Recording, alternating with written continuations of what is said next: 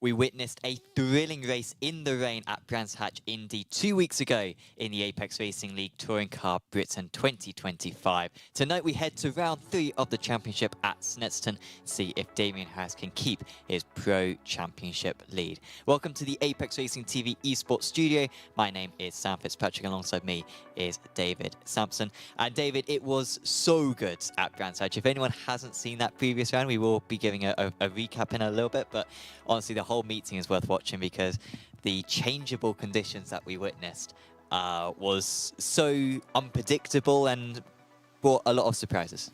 I loved the race. Yeah, I would have loved to be driving it, but it was a pleasure to broadcast it. I think it was my favourite of all time in the studio. Yeah. We've had some endurance races that were close to that, but we couldn't call it. We were changing our minds, flip-flopping what strap was best. Yeah, loved it. They did so well. Absolutely, it was absolutely superb what we witnessed last time out. Let's see some of the highlights from the previous race, and this is where it all started with the rain at the start of race 1. Most drivers, about 3/4 of them, went for the wet tyres, but it was a dry track to start off with, so it was faster on the dry tyres to start with, and some of the drivers, particularly in the pros, took advantage of that. Yeah, I'm trying to remember all the races, but I think race 1 it was a case of the dry tyre ended up being the fastest, but those last few laps were awful, but they just managed to keep ahead. Corby led in the early stages. He got a drive-through for a start infringement, and this is what the race win came down to. Hurd and Hutchinson had built up a big lead, and Hutchinson was able to get past across the Indy circuit, and so lapping became a challenge. And Hutchinson was able to get ahead, and he held on for his first ever win in Apex Racing League. It was a brilliant drive from both of them. They were both very worthy winners, and they were well clear of the rest of the field. Brumi being caught out by an incident in the early stages. Then in race 2, more drivers went for the wet tyres than before, or the dry tyres before, but this race, the rain was even worse, and it really was a struggle towards the end. Yeah. Yeah, this was fantastic. Like, I was ruined the fact we didn't have the full GP layout, and I didn't think the racing would be enough. But we can see here several lead changes. We didn't need the GP circuit to make this race fun. Exactly. Yeah, Hurd led for a bit. Hutchinson led for a bit. Hutchinson struggled so much around Graham Hill Bend. And you can see at 11 minutes here, the dry tyre runners had got over 20 seconds. It was much faster, but the rain kept on coming, and that gap kept on coming down. And it was just, yeah, trying to find the limit, but also not making mistakes. And this was another lead change. I think this may have been decisive for Corby to move up, who struggled actually in the early stages, but he managed to hold on. Harholm on the wet tyres gained a lot of time. He gained some 15 seconds on the leaders in the final few laps of the race. He managed to get a few of them, but it was Corby who got the race win. Yeah, I think he said after the race, one more lap. One more lap, that's all he wanted. Yeah, some big shit. And this race was a bit different. There was no split strategy. Everyone was on the rain tyre. Obviously, you saw an advantage with the guys that had been primarily running the rain tyre. Oh, as we can see here, we're probably getting caught out. One of our longer dry runners in the previous races. So it was good practice for race 3, mastering that wet tyre. But yeah, this race was a different breed. This was full wet. Yeah, Hurd with a mistake. Corby with some good moves. He was the highest score across the evening. He managed to move from 7th up into 2nd, putting some good moves on the likes of Damien Harris. But it was Harhov, the Pro-Am Joe, who I think was in his first ever race, or maybe his second ever race, certainly his first ever series. And he really did impress and was just the fastest driver, it seemed, in those conditions, despite being a Pro-Am driver. So, the championship standings going into round 3 of the season here at Snetterton. We have got Damien Harris at the top, and by quite a big margin, but you look at the likes of Bonacorsi, Moon, Mergia, Korshevin missed round 1, but Moon in particular, fantastic in round 1, but struggled quite a bit in the rain. Yeah, for sure. It did indeed, but I mean, it was such tricky conditions. It was amazing to see some of the drivers from race 1, how certain drivers struggle, how they transition, got the pace for race 3. It had everything. I mean, this race, it feels like it's got a lot to live up to. We might just get back to a normal race. I think so. Yeah. And I'm not too adverse to that. I think this will be much more normal. In the Pro-Ams, we have Leon Harhov at the top. Franek Sikorsky has had his class changed. He was clearly too good to be an amateur driver, so he's been put in the Pro-Ams, which he'll still have a strong chance at winning this season. But yeah, Harhov, Hurd, and of course Hutchinson gained that race win, putting him into P5. And in the amateurs going into this round, we've got Lucas Finkbeiner, but this is so close. Barely ahead of Fowler, barely ahead of Malcolm, barely ahead of Backmeyer and Kulodis. Yeah, who did you say was from Am to Prime? It was Schwartz. Sikorsky. Yeah, so fast. Yeah. So fast. And in the teams, we've got Smiller Esports Germany ahead of Mag Performance SRT. There's been some changes in that. Really, no one's had a perfect start to the season. North Sim Racing as well could have scored a lot more points than what they have done. And so it will be a good one for this round. Let's have a look at our calendar. And we have got, of course, the likes of Snetterton coming up tonight, and then Duxton next time out. Alton Park, Croft will not. Yeah, they let us down. Be on the schedule, unfortunately. Spa is currently there.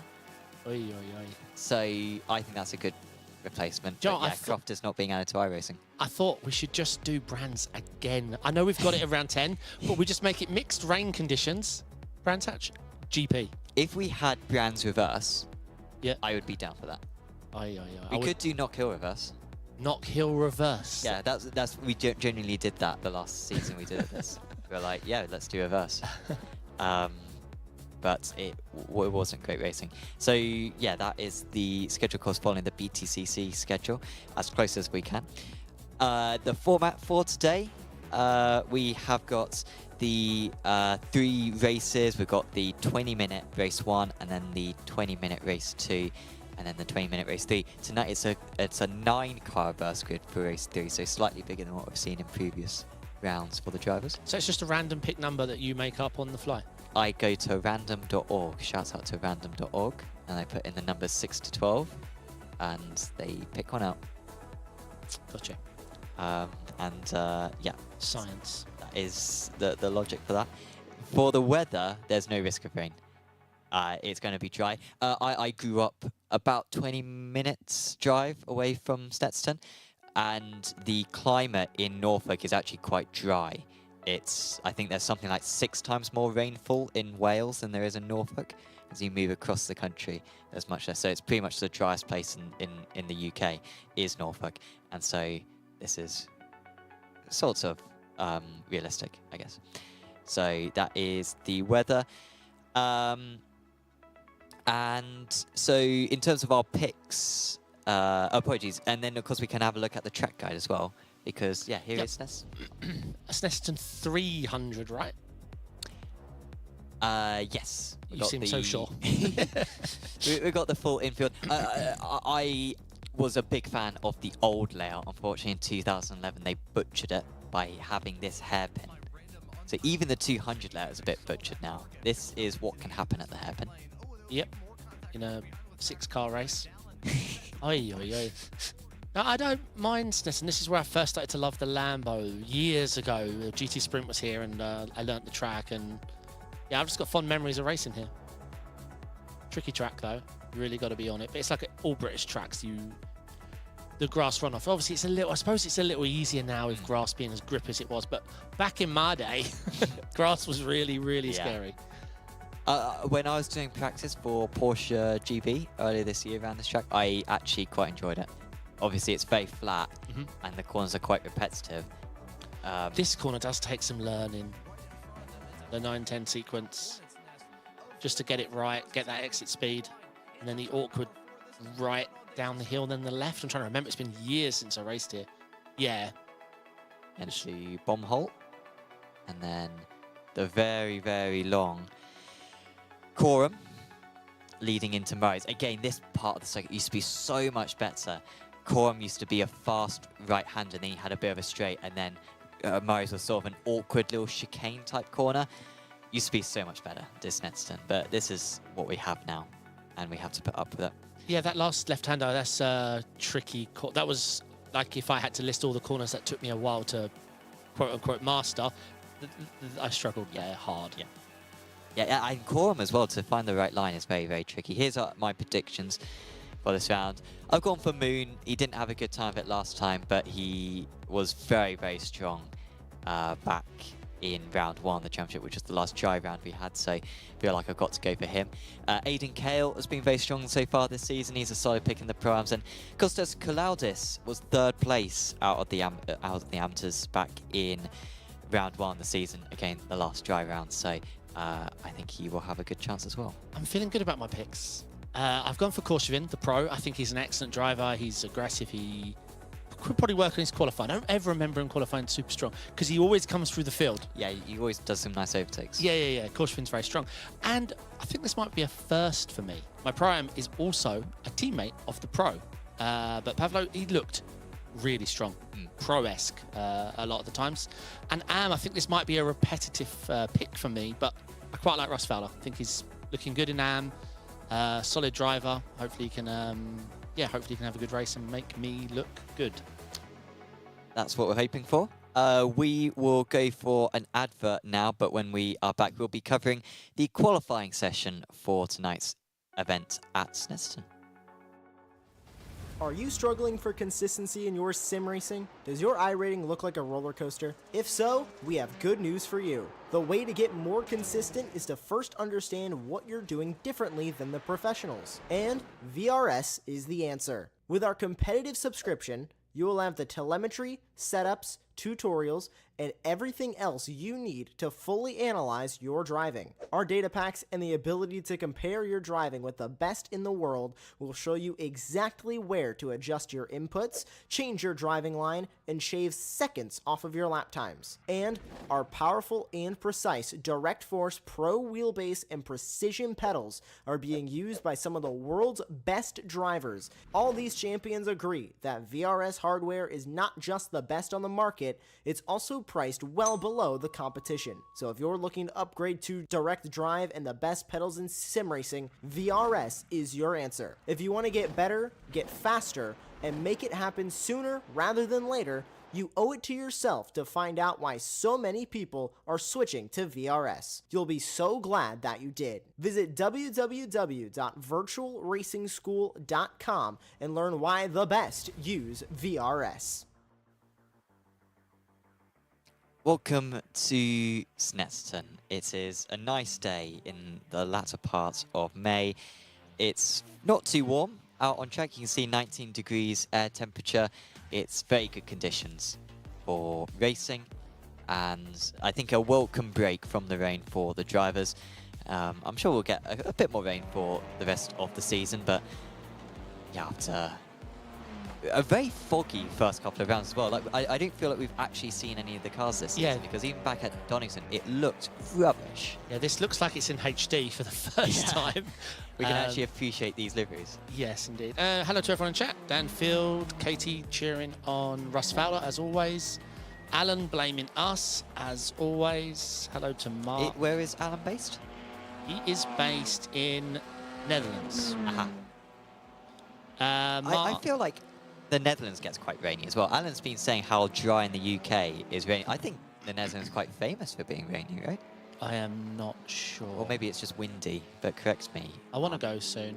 Mark in chat, good times here. He is referencing, no doubt, we raced here in Sprint. We're teammates, so we will work together, right? No.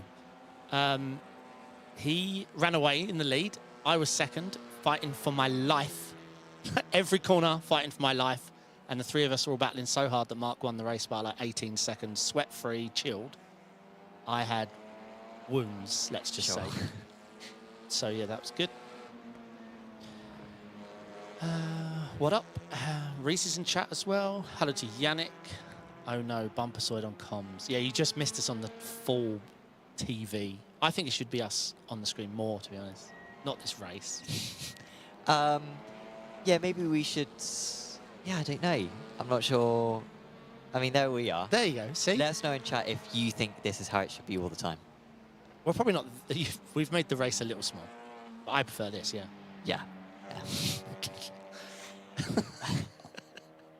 So we're currently in the very closing stages of the amateur qualifying, and it looks like Russ Fowler is going to take pole position ahead of Stefano Cena and Kostas Kalaudis. We've got Scott Malcolm in 6th place, Daniel Spillane still out there, the Irish driver, in 9th place, Anthony Hilton just improving. We've got 16 amateur drivers. We have got more amateur drivers registered than any other class. So it is pretty strong, but Fowler, 4.5 tenths clear of the rest of the field. He clearly knows this track well. Yeah, it looks like my pick's coming through by a whopping time. Like, we're talking a 5/10 deviation here. If we look at that 5/10 deviation, it goes from 2nd to 7th. That's the lead Russ has over the pack at the moment. Danfield very much flattering us by saying that we should be in the big box and the race should be in the small box. That's what I've been saying all along. I think you should have to download a separate app to watch the race, and the rest is just us. Yeah, live stream. Yeah. Just from us. We could do a reactionary stream where all you do is really watch it through our eyes, and we go, ooh, ah, and say who's leading and who's not and stuff.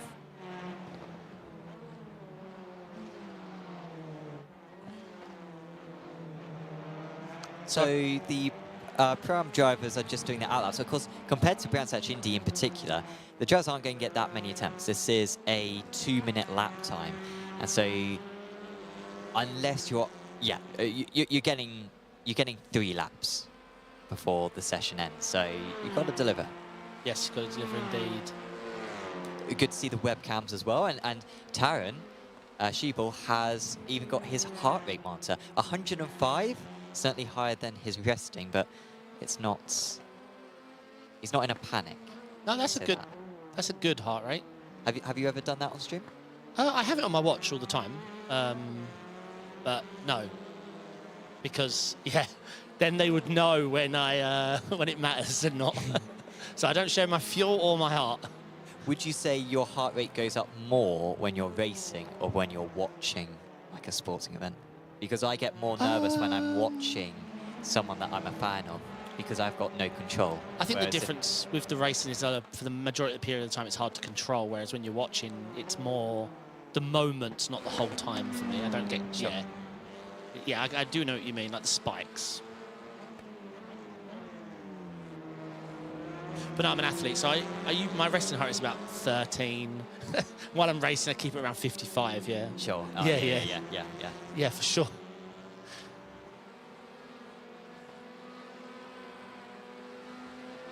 So who is setting good sector times at the moment? It looks very good for Stephen Hurd.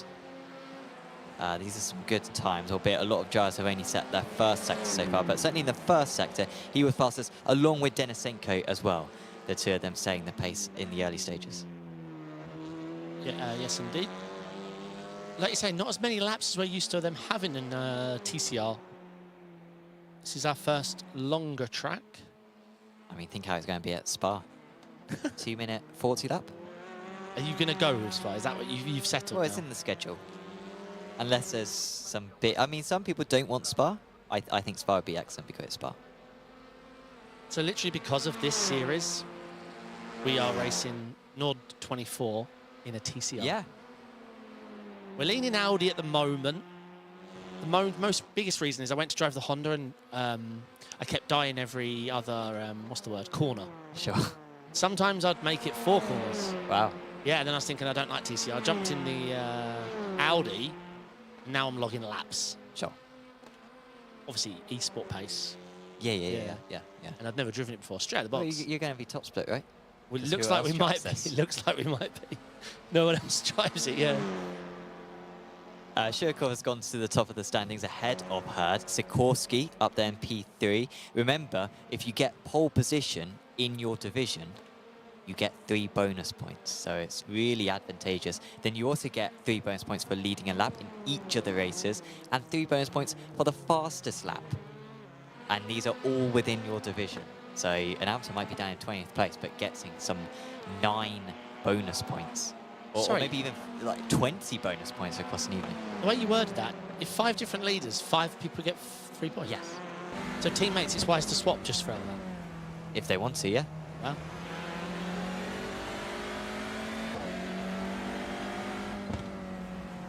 Hello to Tom Mao in chat. Good luck tonight, mate.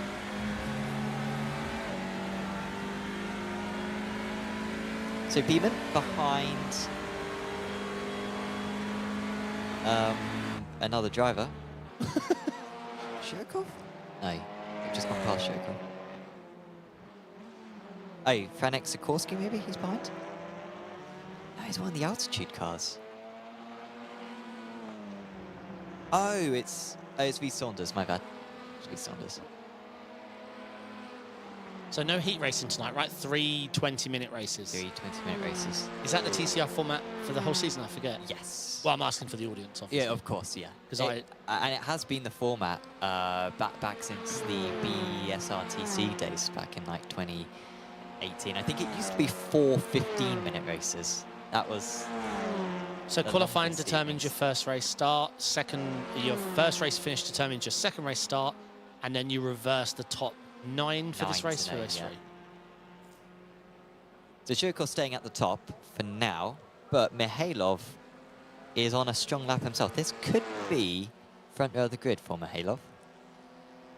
But that final sector, you could see it was a yellow. It fell away. It fell away significantly as well. He lost about 0.8 of a second in that final sector. It's gone a little unnoticed, but if we look at Russ Fowler's lap time, he is holding ahead of half of the pack of Pro-Ams at the moment, which is going to be massive for his points. And he's in contention.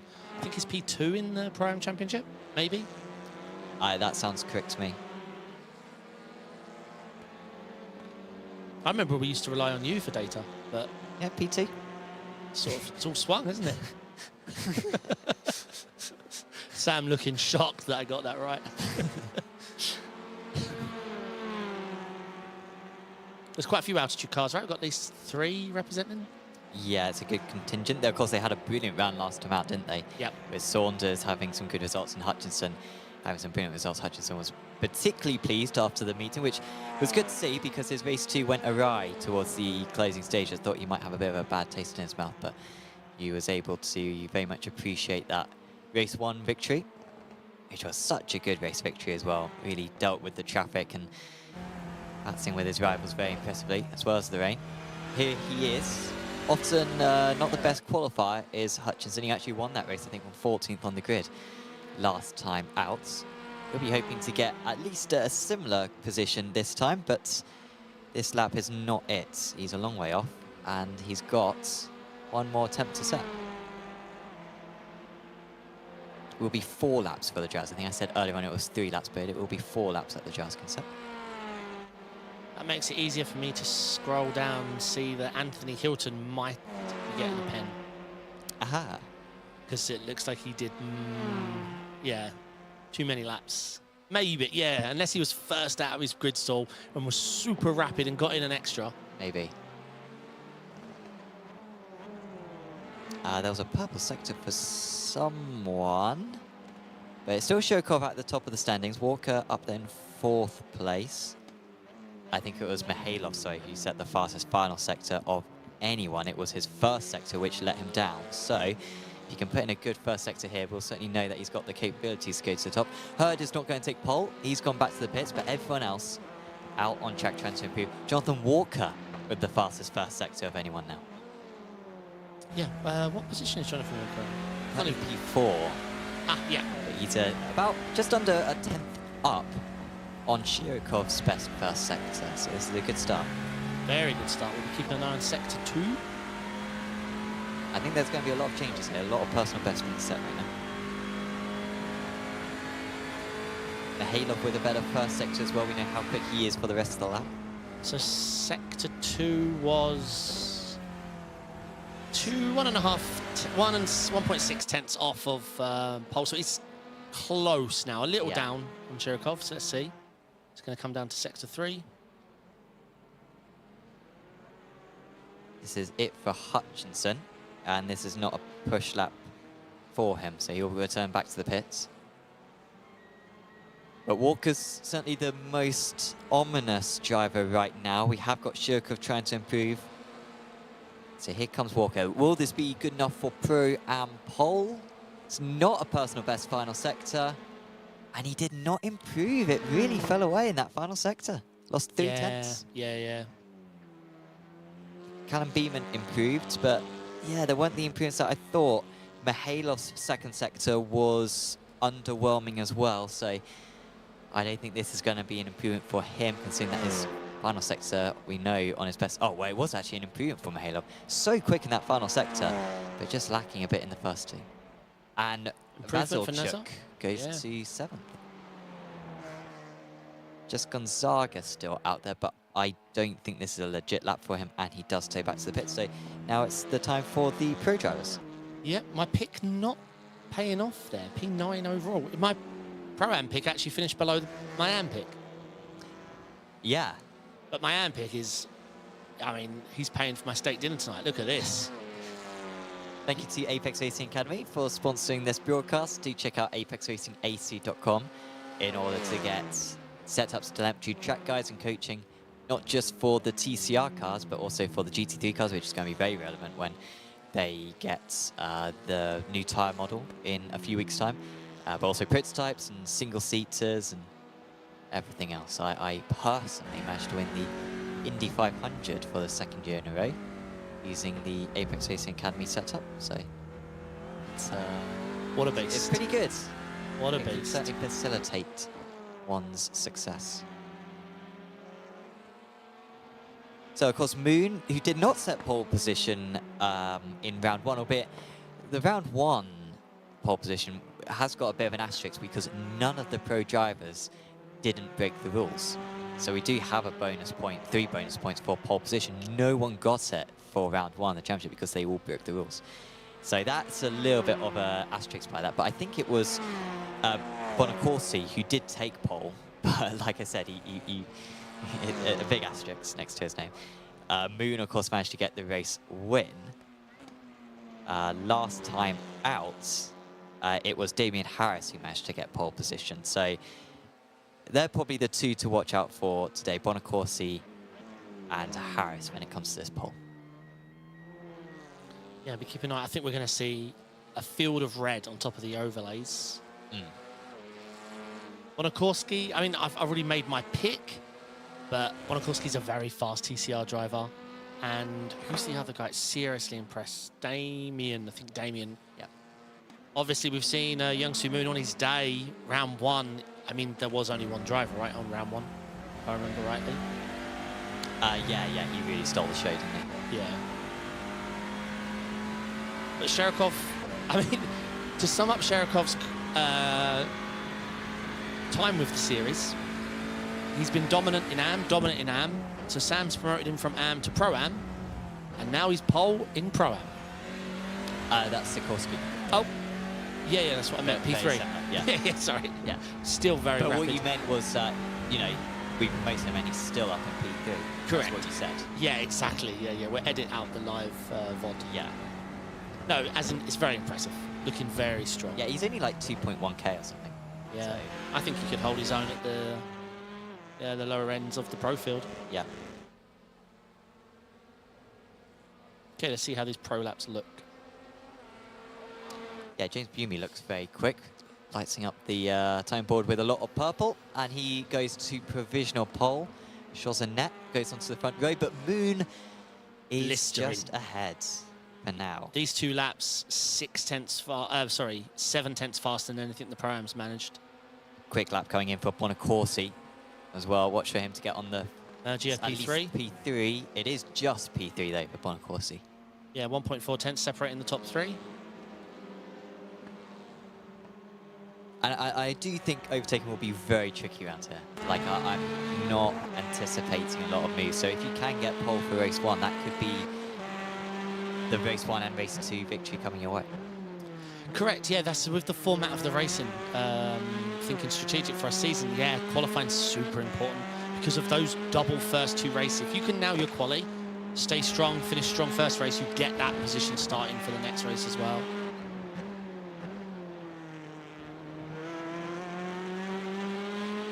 Yeah, I think the strat is just to win all 3 races. Yeah, that's like probably the best way to maximise your points.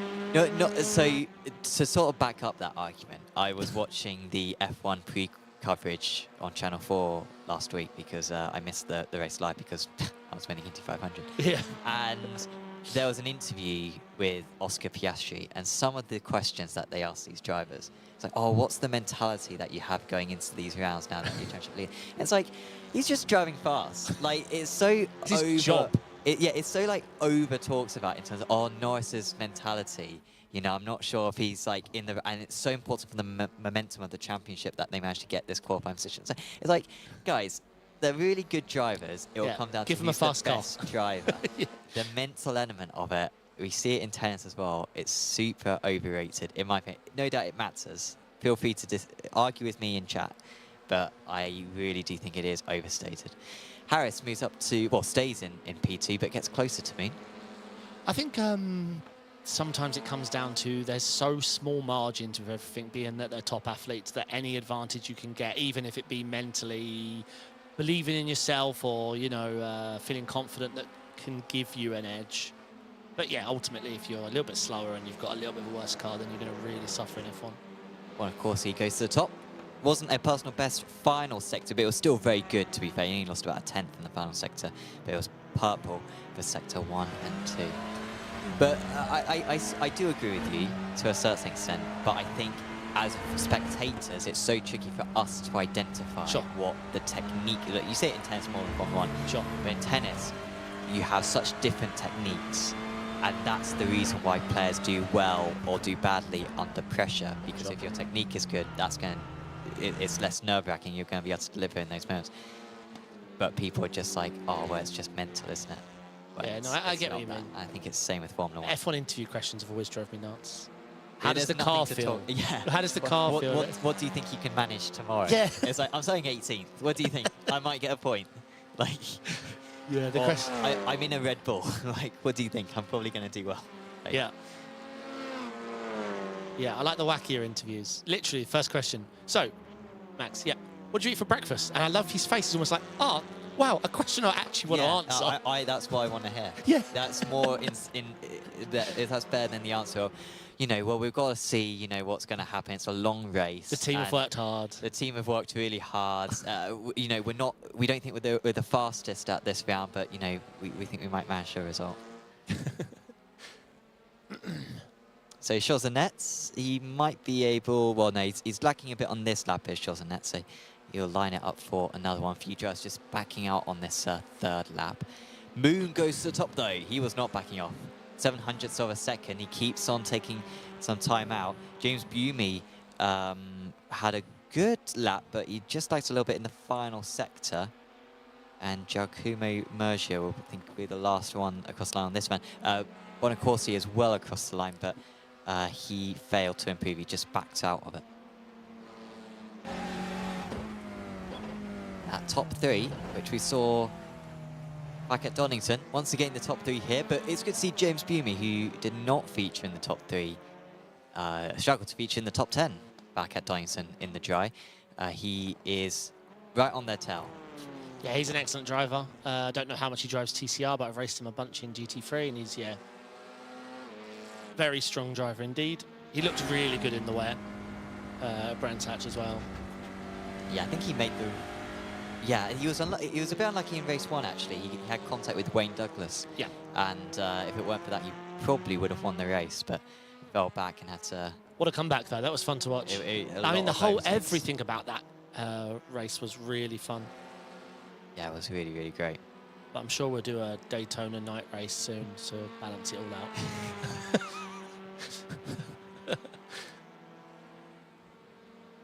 So I think this might be the last lap for the drivers. I don't think they've got time to do another one. They've got to complete their laps before the 32 minutes are up. So they've got to be, this is the last one's going to count. Bumi doesn't look, is he pushing? He's not pushing. Electric Camo Analytics in chat, more onboard shots. Yeah, we could run on board with one of the front runners pushing this lap. Unfortunately, I didn't think... Mergia's still pushing. Bonacorsi's still pushing, actually. I mean, it's coming up yellow, but he's still very, very quick. I just don't think he's going to have enough. I mean, it has to be an incredible final sector for him to find something here. Yeah. How hard's that off track there when they clip on the right-hand side? Is it quite manageable, or is it? It's not too bad when I was driving here. As long as he stay on the curb. Can he do anything, Bonacorsi? It was a personal best final sector, but you can see he's a 10th.5 short, so I think his theoretical best might be good enough for pole, but that's not what we're looking for. And that will be everyone. That is everyone. It's a bit anticlimactic, but that's just how qualifying works. It's just under 2 minutes. Well, it is a 2-minute lap, and we've got 12 minutes, so you only get 5 laps. Yep. Yep, every class gets 10 minutes, but the pros get 2 more because of the fact AMs and Pro-Ams can finish the lap they're on. Yep. So it's almost simulating that. That's a brilliant orange livery, as long as it's color graded correct, our monitors, and it's red. We think we've got 2 monitors, and that one looks red, that one looks orange. Yeah, I'd say bronze, if anything. Yeah, I need a 3rd monitor. Yeah. But that was, good qualifying for Moon, and we know from race 1 his starts are electric, so he might be very tricky to catch. Was that a pun? 'Cause I didn't pick up on it. No, I was sort of halfway trying. through. Maybe I could make a pun here, and then I was thinking, okay, maybe I'll say, could he disappear up the road? What, the moon? No, because he's a magician. Oh, he is a magician, but I would have forgot that. You did forget that. He came into my stream but a couple of days after we did the broadcast, and I said hi, and he didn't know. I mentioned it's cool that you're in the Navy and you was a magician. He was like, wait, how do you know this? But yeah, good qualifying. Your pick as well. Yeah, very strong racer, really strong. I mean, when he was out in the lead, round 1, he looked super comfortable. He sure did. So let's have a look at our grid then for race 1. It's Youngsu Moon on pole position ahead of Gabriel Bonacorsi. Then it's Damien Harris, James Bumi, Giacomo Mergia, Vincent Chozanet. Top of the Pro-Ams is Igor Shurikov. That's another pole for him. I think that's the 2nd of the season. Stephen Hurd is in 2nd. Then it's Sikorsky, Walker, Korshevin, and Mihailov.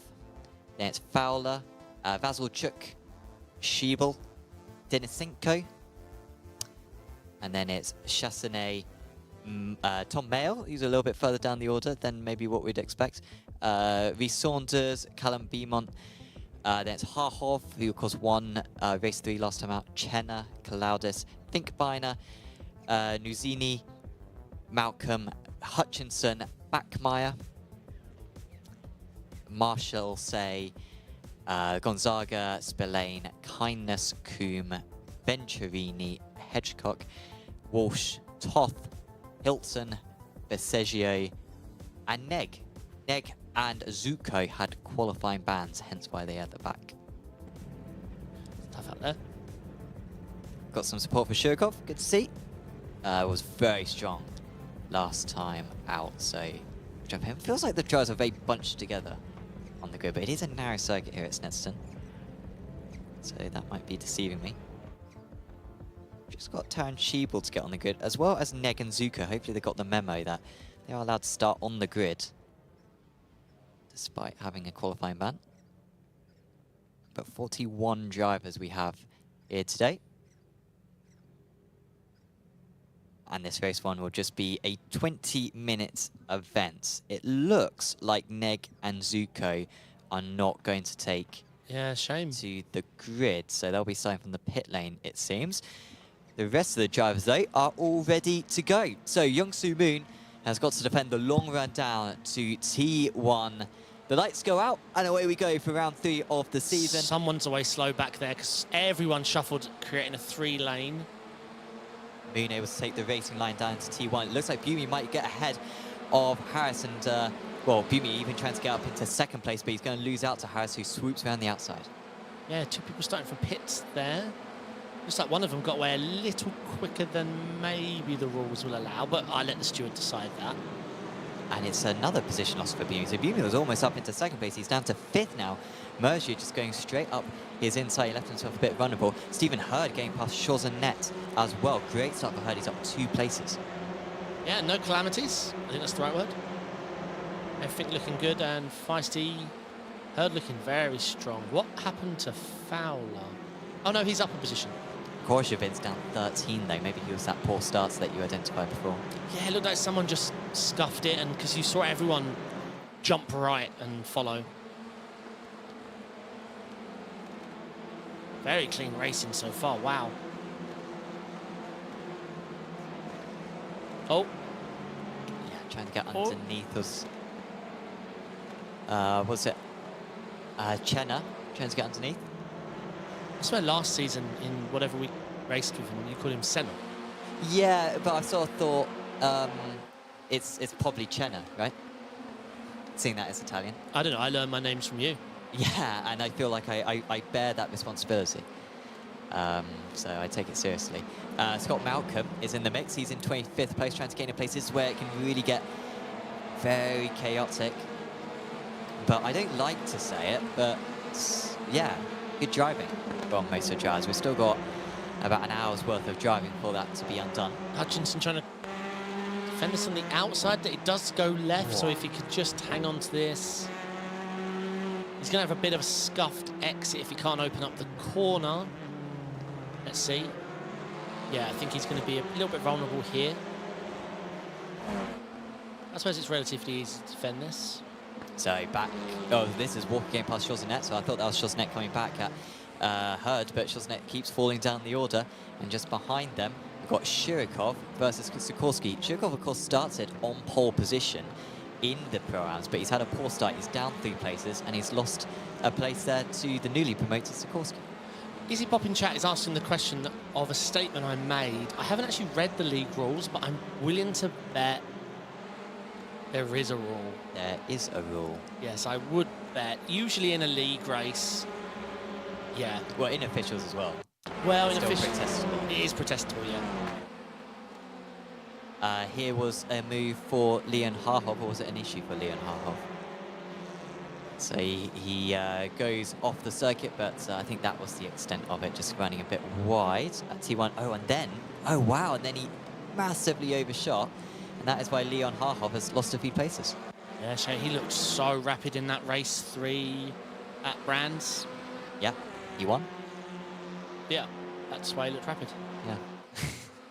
Sorry, I meant race 2, didn't I? Race 1, it was race 3, so yeah. No, but what's the one where he nearly won? Was it race 2? Oh, race 2. He was hunting down the lead. So yeah, that was a move, I think, on Chenna, and he's now a long way behind Chenna. Here's Wes Fowler, up to 13th. Well, I say up to 13th, he's actually still in 13th. Oh, Harhoff is dropping like a okay. rock. Yeah. So we'll try and get a replay of that. Yeah, he's in the pits, so it's terminal. Harhoff came into this round as our championship leader in the Pro-Ams. He will not be after this race round. Have we got a replay? I'm assuming hardware failure? Because he just, yeah, he does not look comfortable, does he? Yeah, it does in the front left. I'm not sure about that. I mean, maybe he picked up a little bit of damage earlier. I don't know. It's very unlike him. He seemed very in control of the car at Brands, but here with the going long and what we just saw, very out of character. As we're on board with Russ Fowler. Oh.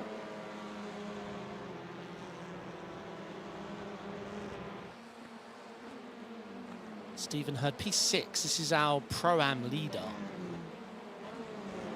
Walker following.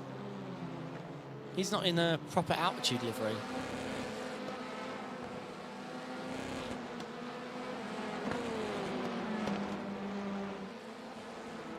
Drivers who start from the pit lane should not enter the racetrack defined by the blue cone on pit exit until all grid starters from their car class have passed. Rule, it is Rule 6.2 sub clause 4. So yes, I guessed correct. If they gave out the positions afterwards, they'll be let off. But yeah, you should not be doing that. Otherwise, at Interlagos, everyone will start from the pits. Correct. Yeah, there's a few tracks that are a bit weird like that. Watkins Glen, I think, is another one. Yeah, you can't see one.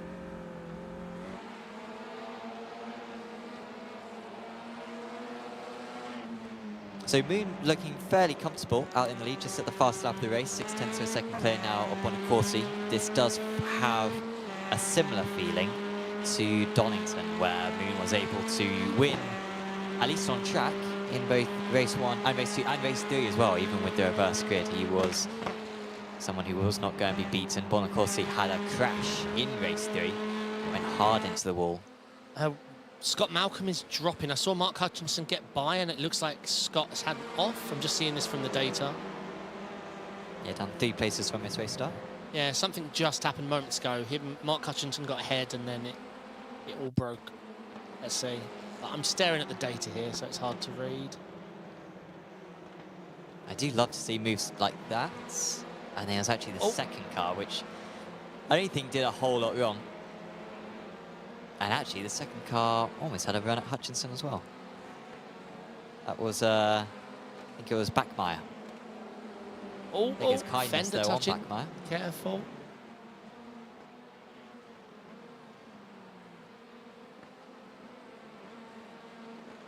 So what's the movers and shakers? Yeah, Dominic Korshvin down 10. Vincent Chauzenet. Oh yes, French. It is French. Down 2. Taron Schiebel up 4. But Leon Harhoff down 20. That's going to sting. Yeah. Hopefully we hear from him what happened, or is it just a bad day? Schiebel's heart rate up to 128 though, peaking. That's a little bit low again. Now that it's the braking zone. He looks calm though. He is.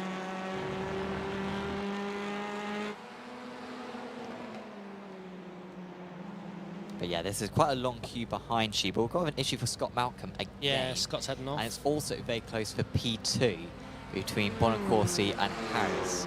Harris might be able to nip underneath here, but it's not much of a braking zone down to T1. He's still going to try to go for it though, Damien Harris. Up the inside he goes, but Bonacorsi came very strong speed on the outside. And Harris showed the nose, showed his intent, but Bonacorsi was not put off.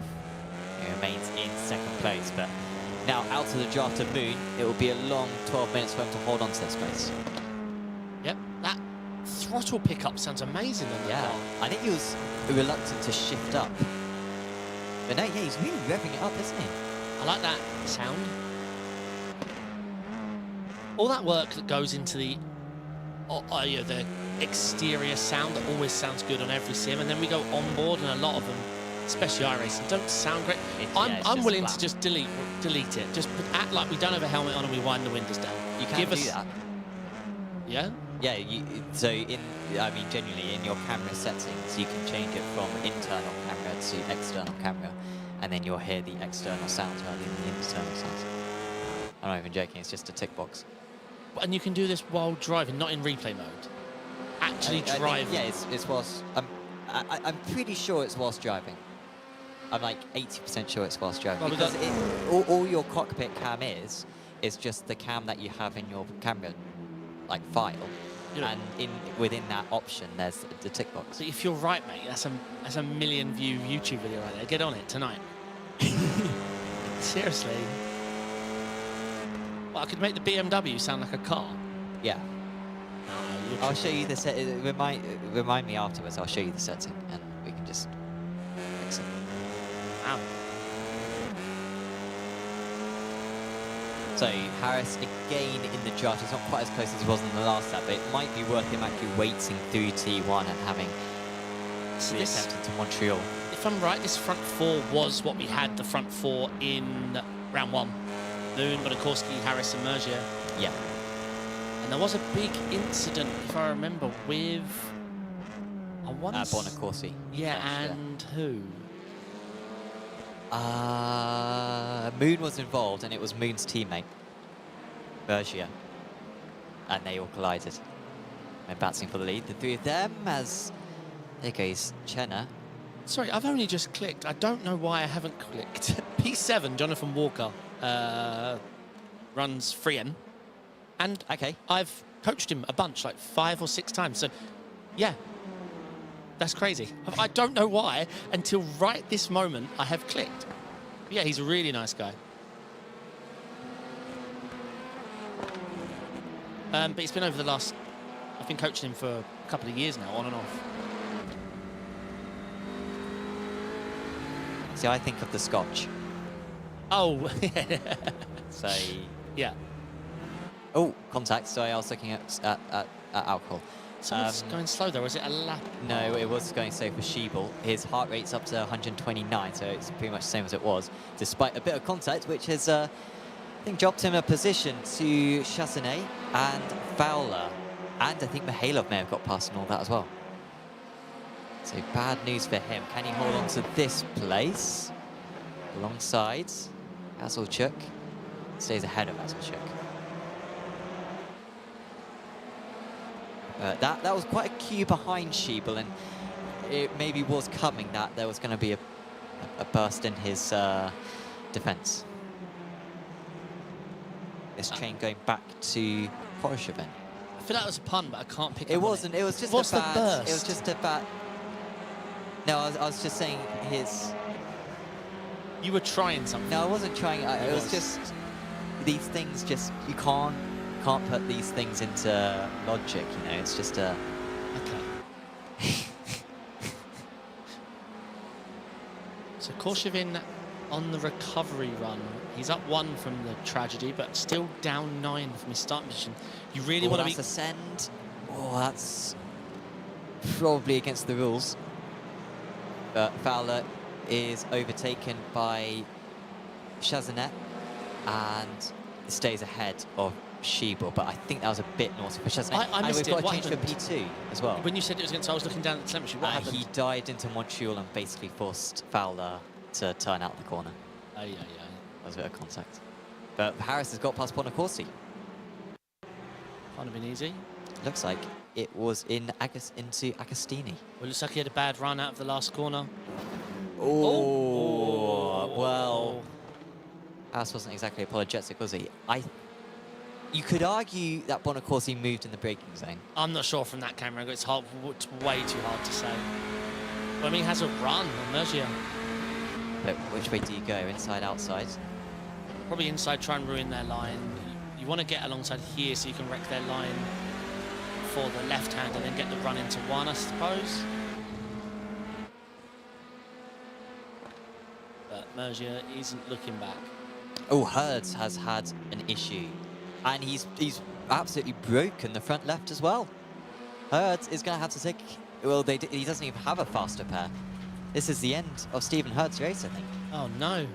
I wonder what happened. He's doing so well. Going to win in the Pro-Ams. He'll get the bonus points at the very least, but that is a thin silver lining on what is a very dark cloud. He'll be able to turn this corner. David's just giving me a look. No, it's a shame. He was looking really mellow and then it all just went wrong.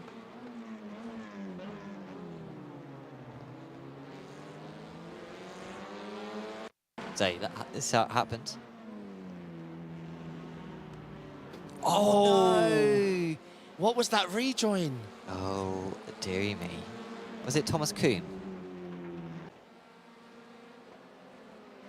It was Tommaso Basegier. That was a complete sideways rejoin onto an active track with 41 cars. Love that sound.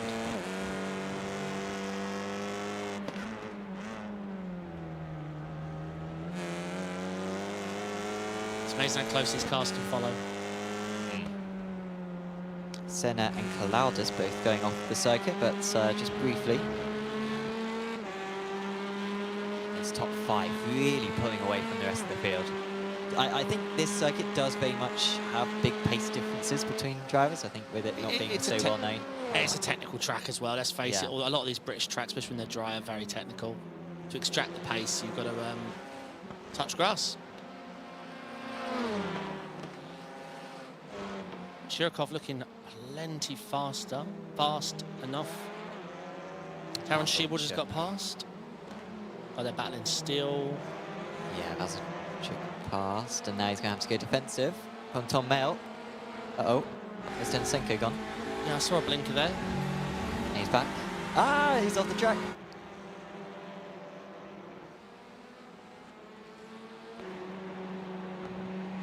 So Mail will stay ahead. Is there going to be a dive from behind as well? There is. Oh no. And Mao looks like he's hung onto it. yeah, he's got. I mean, he might get a bit of a bump as well from behind.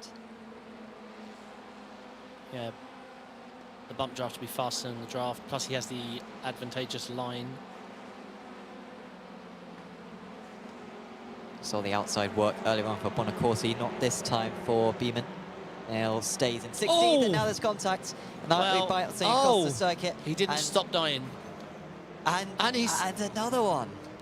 I think there's about 3 cars he dispatched. Yeah, I'm not sure. I don't know if he caused... We'll get a replay of that in slow-mo. But...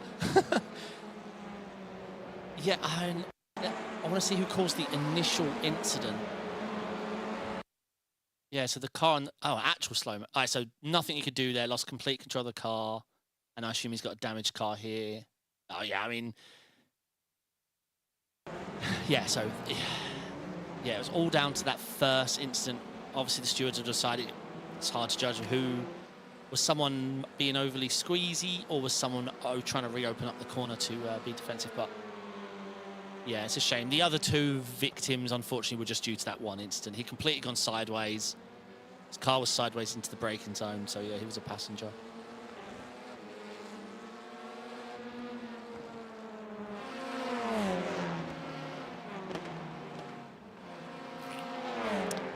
Katie asking in chat, do you have a cinematographer for this series? As we have a bit of a long side for Denisenko, bit of contact. But, well, still more pace being carried by Sheba, and he stays ahead. We do, Lewis Wards, who is also broadcasting this race. We're going to switch to his camera now. No, it's not working. Wait. We'll have to just get him to come over here. Yeah, so he does the photos and very good photos, so you can check them out over at apexracingleague.com. If you click on the news section, then you can see the photos from each of the rounds. I can already hear Lewis updating his job title. He's like, yeah, that sounds so much better. Cinematographer. Yeah.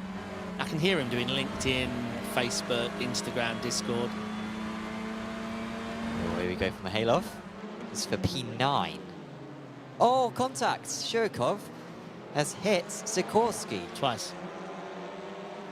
And he's not apologising for it. Sikorsky loses one place and he loses another. And we're going to see a... Oh, well And held. game on back. Bonk. So we're leaning Audi for the Nord 24. Yeah, the most drivable. Yeah. Oh, that's off for Mihailov. He's lost another couple of places. Got very... Oh, and now he's barely getting back on the circuit. And he's off the circuit again. I mean, talk about compounding issues. He is, yeah, falling down the order.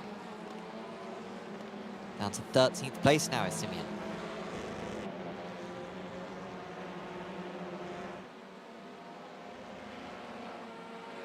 Yeah, Walker looking good. P6. Moon, our pro leader. And Rustfella holding strong. I know he lost that position earlier, but P12, he's up a position. So we're just going to eke in the extra lap. Like I said earlier on, it's a 2-minute lap time, but it's actually a 1-minute 58 lap time. And by saving those 1.5 seconds every lap, it means that we're going to make it by 10 seconds because, yeah, we've done about 10 laps. So hopefully everyone's got fuel.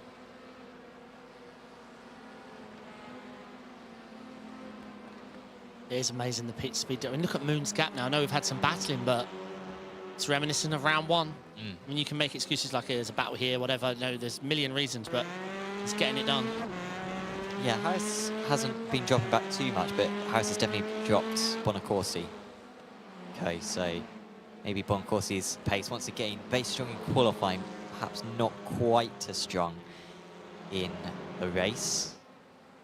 I'm sure when it comes to the reverse grid, he'll still fancy his chances. Walker, leader of the Pro-Ams, and Fowler, leader of the AMs. You do score points for your overall position, however, so these guys doing quite so well in the overall standings will still benefit from that. Going forward with Tom Mayle, and to go on the outside of Schiebel, who really has been in the mix every single step of the way. Somehow back to where he started, though, is the German driver. Chazonnet getting past Sikorsky.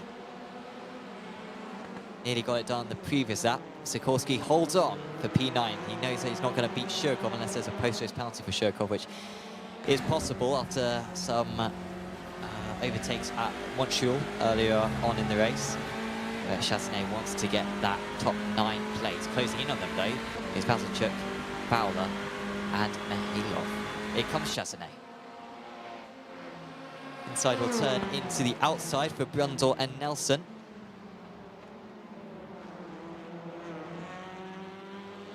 But nothing doing.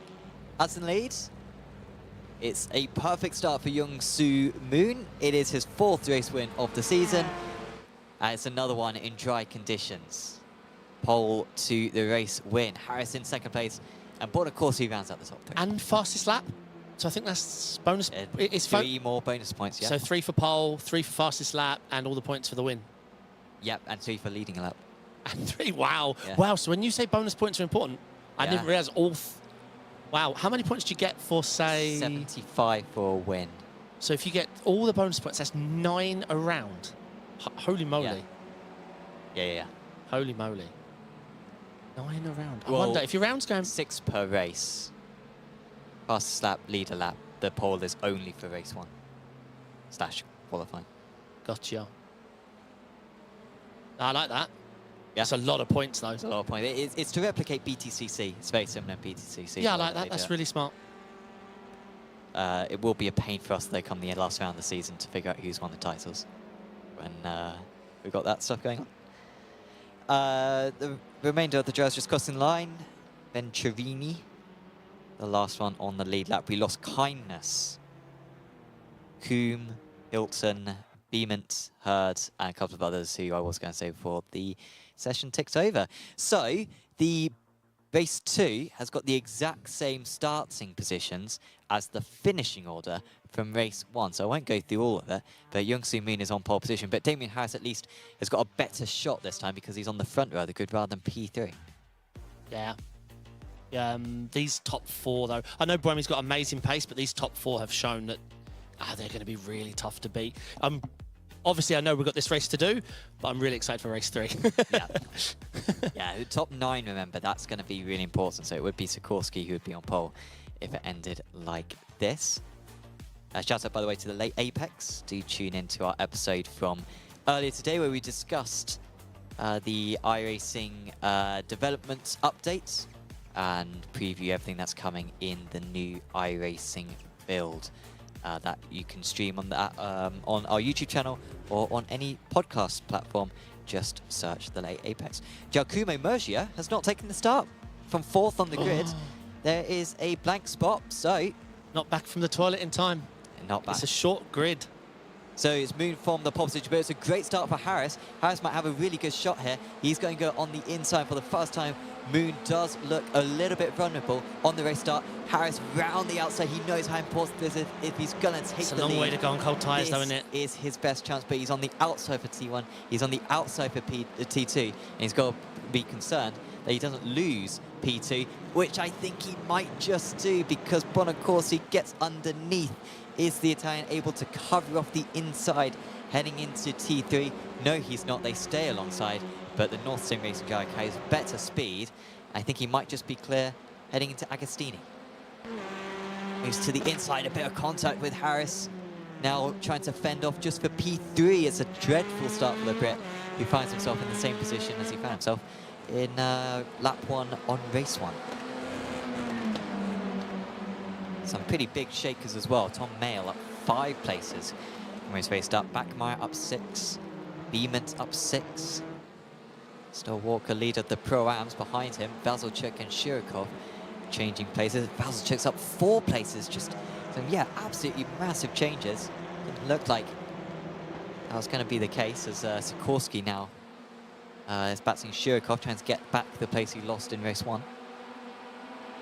Yeah, it's going to be a tough race. We didn't see really tyres go off. I didn't see any degradation or anyone struggles. The 20 minutes races with these cool conditions didn't seem to cause any change of pace. Didn't see like a higher... Oh, someone's on the grass. Ooh, it's going to be a big slowdown, right?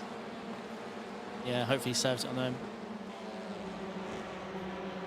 And now Kulaudis trying to get past Saunders. There was no contact there, but had to miss the apex, and it just edged him to the off the circuit.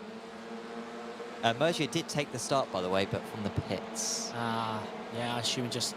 Oh, his teammate on teammate. Was it Hutchinson into the back of his teammate? Hedgecock, yeah. Hedgecock's had a good start. He's up 3. And now he just flashed his teammate, and the teammate waved back, almost saying, like, either it's all good, mate, or we'll talk about this after. We need hazard lights so we can say some stuff to people behind us. I would like you be able to widen down the window and gesture hand signals. Obviously for strategic reasons. Only for strategic reasons, of course. Like a wave or something. I've always wanted to wave to fellow competitors, you know? Yeah. Hello, sir. Good day. Nice overtake. Yeah. And the in-race chat isn't enough for that. No. No. So Tom Mayle, like I said before, up 5 places. You feel like he could get on the reverse grid part. I think that's what he did actually back at Donington, but then he jumped the start and he got a drive through anyway, so he has got to do something with it. He claims it. Is Scott Malcolm in between now the other 2 cars. I think that's Adam Hedgecock, who just got past Scott Malcolm, so Scott is falling down. He might drop another place. Oh, it's a mess. Malcolm hits Hedgecock, and now one of the judges did not slow. And surely Hedgecock's car cannot continue. It looks in perfect order. I'm worried his teammate hit the car that hit his teammate. So I think Malcolm was defending. I think this is Malcolm's fault. I think he independently... Yeah, he independently I don't know. into it. Or he knocked him into his teammate. I'm worried. It was hard to see from that angle, but there's a chance, right? There's a chance. There's a chance. That he bumped the car in front of him that hit his teammate. And the lap prior, he hit that teammate himself. Yeah, Hutchinson needs to calm down. The former teammates are doing great.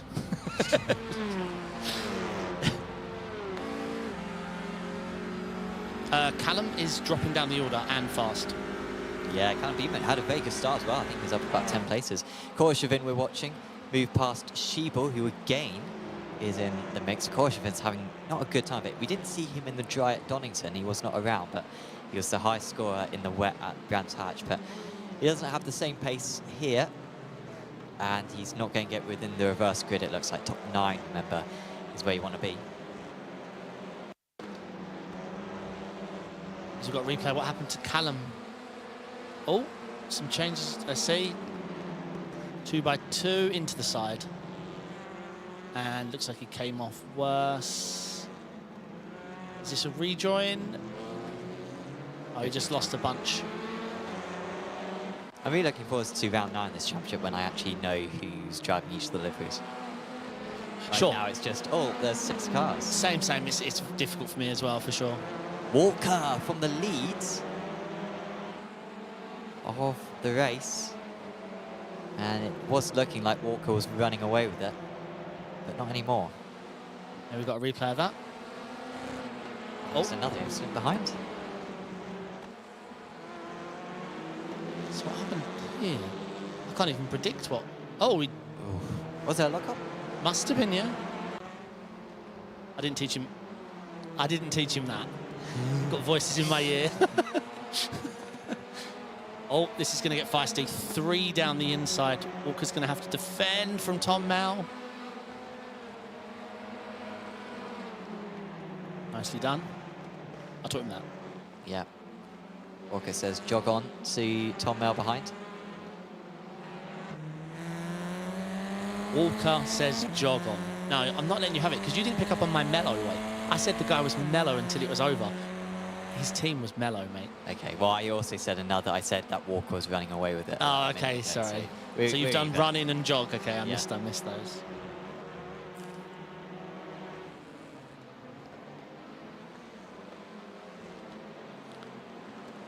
Oh, late dive, but the door was open. And they're bumping a few times. Yeah, so Sikorsky going past, Chassanet there, so he's managed to get a car between himself and Shurikov. Seemingly got better pace in this round, or this race does Sikorsky. What's going to happen down here? Denisenko sends it in deep in order to try to pass Mayo, but it didn't work. Yeah, it's cost him now. The corner goes left. Down in Tom Mouse, tuck back in. Into Hamilton, where you can take quite a bit of curb. Get away with it there. Is he serving a slowdown, is Russ? Seemed a bit slow there between the corners. Maybe he took too much of the cut at Hamilton. Yeah, I'm not sure. I wonder if he was side by side there and, it was just too far across. Still leader of the amateurs though, Russ Fowler. It looks like you're going to get your pick right. You can keep this up. I always do. The data suggests not. Correct. It suggests you have about a 1 in 8 win record. Oh, way off the circuit, just ahead of these guys. But it's alongside for Beament and Hilton. Tom Mayo has also had an issue with Denisenko as well. It's all going on. Here is Beament. On the inside is the other driver going to keep his nose in there. He did, but Beament left space and Beament stays ahead. And way off the track goes Marshall C. He's doing the 200 out there, I think. He's doing the 1950s layout. Yeah. And they used to use the airstrips, went off into a nearby village. It's a bit like a Pocono layout. Vasilchuk alongside, so Sikorsky's up into 6th place. Sikorsky's got just absolutely moving up the order.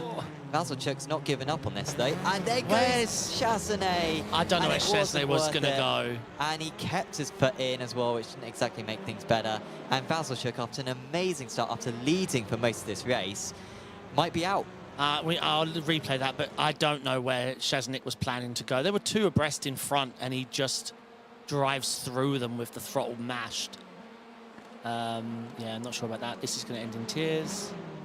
Tom Mayo trying to get past Korshevin. They're wide up ahead as well. And Chassanet with damage, maybe. Yeah, Chassanet's got a lot of damage. And he was colliding, I think, with Walker, it must have been. So Walker, despite that mistake, back up into the top 8 and would be within the reverse grid. Mayo past Korshevin, and he is now on reverse grid pole. What happened at Montreal? Yeah, let's see. Sikorsky on the outside. Wow. Yeah, there's never any space. No, and he just throttles through. That's the bit I didn't like.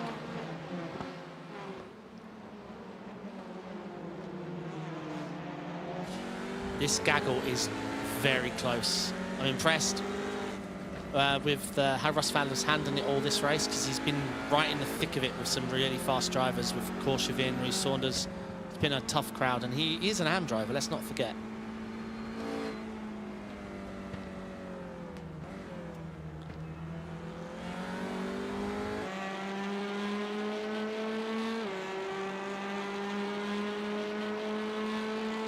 Back on Jonathan Walker's car. He's got Tom Mayo behind. Walker did start in P6, he finished in P6 in race 1, so he should have the pace to hold off these drivers. Chassanet crawls back to the pits. Is there going to be any moves behind? Looking fairly aggressive is Korshevin, but not this time into Montreal. He'll sort of diagonalize the entry to the corner. Try to cover off any attempts at a move from behind. Question in chat saying, what is the horsepower of these cars? Well, I can say it's about 350 horsepower. Yeah, I was going to say, getting on to high 300s, I would imagine. Front wheel drive. Has Korshevin got Mayo hit? No, Mel's got the better drive. Or has he? He has got it done. And what an important move that could be. Again, for a reverse grid pole. Good point. Good point. P9, very coveted position. I think that's why we're seeing a centralized gaggle here. Jorge Gonzaga's up 8 places, by the way. He's the next to get onto the back of this pack. He's just a little bit detached there. You can see him, but he'll be fancying like he could get a few of these guys. Russ Fowler is attempting a move at Mihailov. I wouldn't be surprised if he backed out of this one, though. He does. Saunders as well doing well in 13th place. He's up 8 places. And the lead. Did we see Harris get back past Bonacorsi earlier on? He lost it on lap 1. I didn't think we saw him actually get back past. Oh, he went into the back of him. It was the contact hit, Into yeah. the but I think that was in race 1. I don't think that was the race 2. No, start of race 2. It's like lap 2 of, I think. Okay, I could. I'm probably wrong. I think so as well, yeah. Yeah. Well, let's face it, neither of us knew anything. It was the voice in our head telling us. Yeah. Well, our broadcaster could just like put in a message into the event viewer and see if there has been a re-overtake in this race too. But I could be wrong. I think our cinematographer's doing great.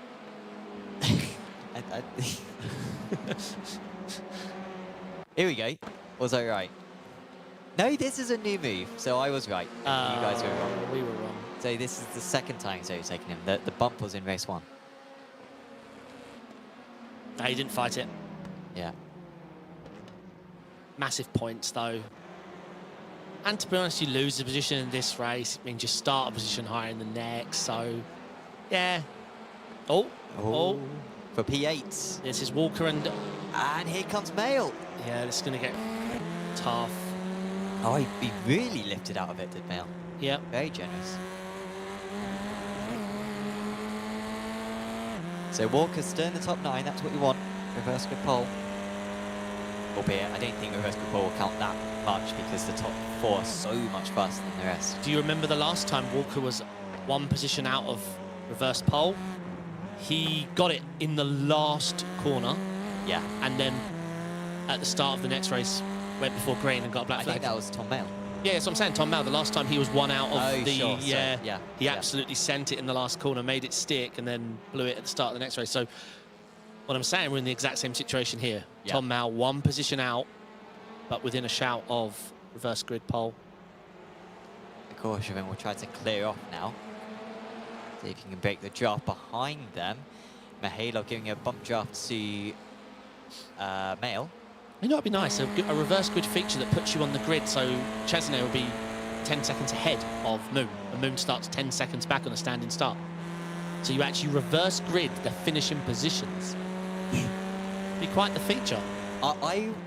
That is a feature I would like, where you could say, a bit like a rally stage, where you can say the gaps between drives, where each drive goes, oh, well, that's a send from Chenna. Yeah, he held it well, though. Yeah, he's had a lot of action at that corner, Chenna. Oh! He's not got a good exit. No, terrible exit.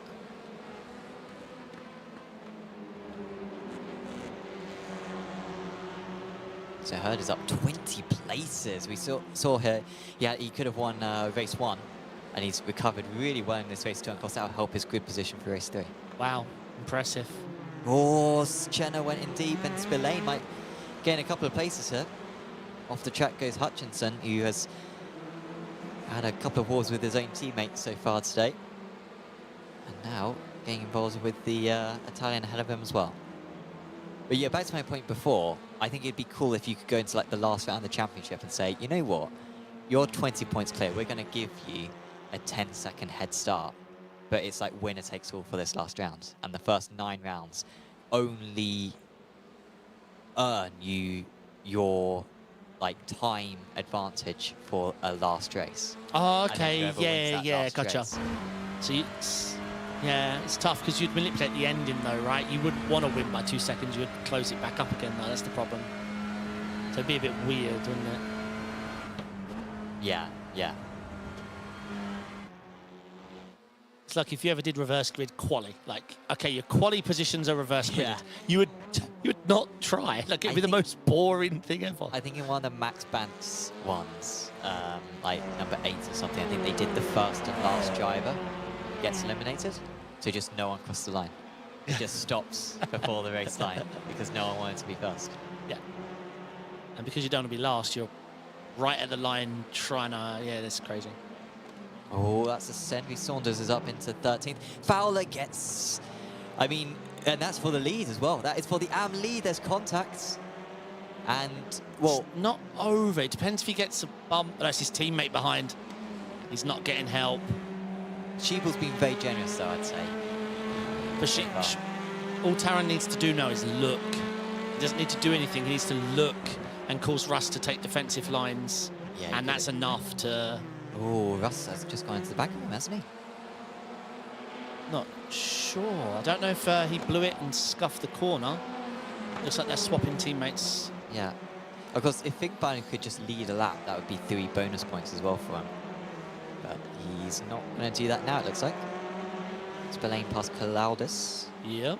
Let's see some Irish representation in the series. Or Ivory Coast. The flags are very similar. But I think I see 2 main people with the surname Spillane and Cote d'Ivoire.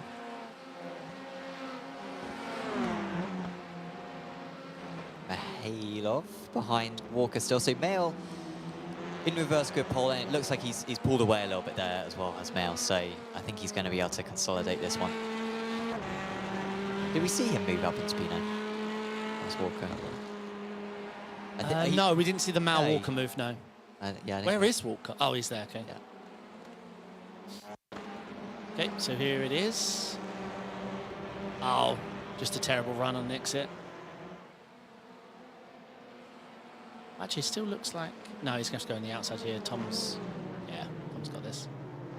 Obviously, Tom Mal's been to the Apex Sim Centre here. He's competed in the open day that we did. I think he might have done it twice, actually, 2 years. Yeah, I think he's done well as well. Yeah, he's a very good driver. He's only young, right? Really young. I think. I'm not sure. I'm trying to remember. Cloudus has dropped. I think it's too bad for Cloudus. Oh, no, that car is broken. Going to be a long end to the race for him. Oh, as now he's dropping out as well with his connection. Oh, not good news for Kostas. We'll need a coffee after this. This is not good. Here is what happened. I feel like this might be a separate incident because this is a while back, but this could be it. This is just how he lost a place a couple of laps ago. Oh, and there goes Chenna. He managed to hold on, but yeah, it was about half a lap later, I think, that he had some issues. Leon Harhov up 17 places. Some of our top Pro-Am drivers, Harhov and Hurd, with dreadful race ones. It's really going to mix up the championship in the Pro-Ams. So we're on to the last lap, and Damien Harris has closed the gap again, and Harris will feel very annoyed if he doesn't win either this race 2 or race 1, because he's maybe been the fastest driver, but he's always stuck behind Bonacorsi at the start of the race and isn't able to catch and pass Moon by the end. Yeah, I mean, I don't think I've seen Moon make a mistake, though. It's just being faster than Moon. We know he's good defending. Like, he seems to have everything. Well, apart from rain driving. Sorry, Moon. He seems to have everything in the dry.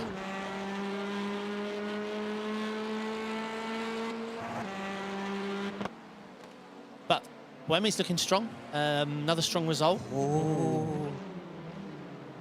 Yeah. Walker holding on against Mihailov. Mihailov did get ahead for a moment, and there goes Saunders. Yes. He might be boxed in. Okay, it's good speed.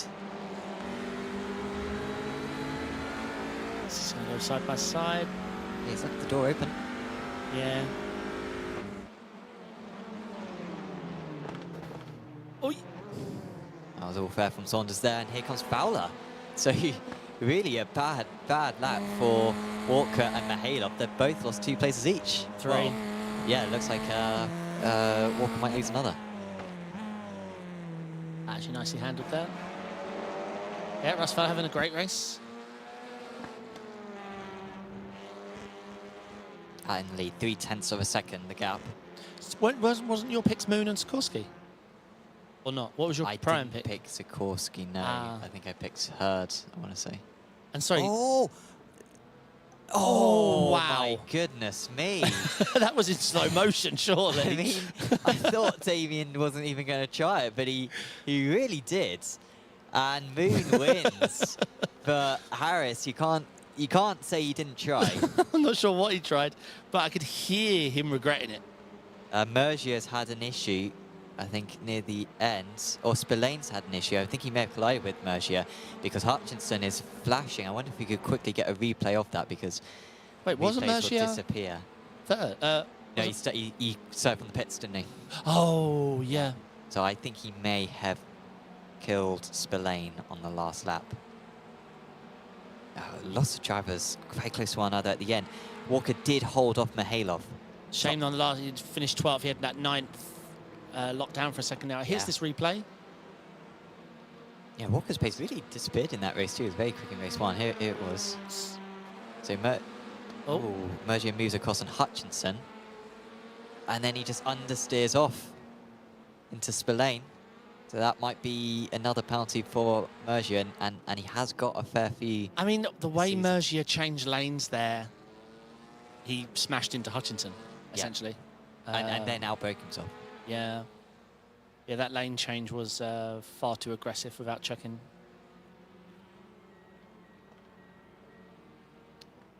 So that is race 2 complete. We'll have a bit of a break now. We've got about 5 minutes where we can sit around, maybe show our pretty faces as well, and have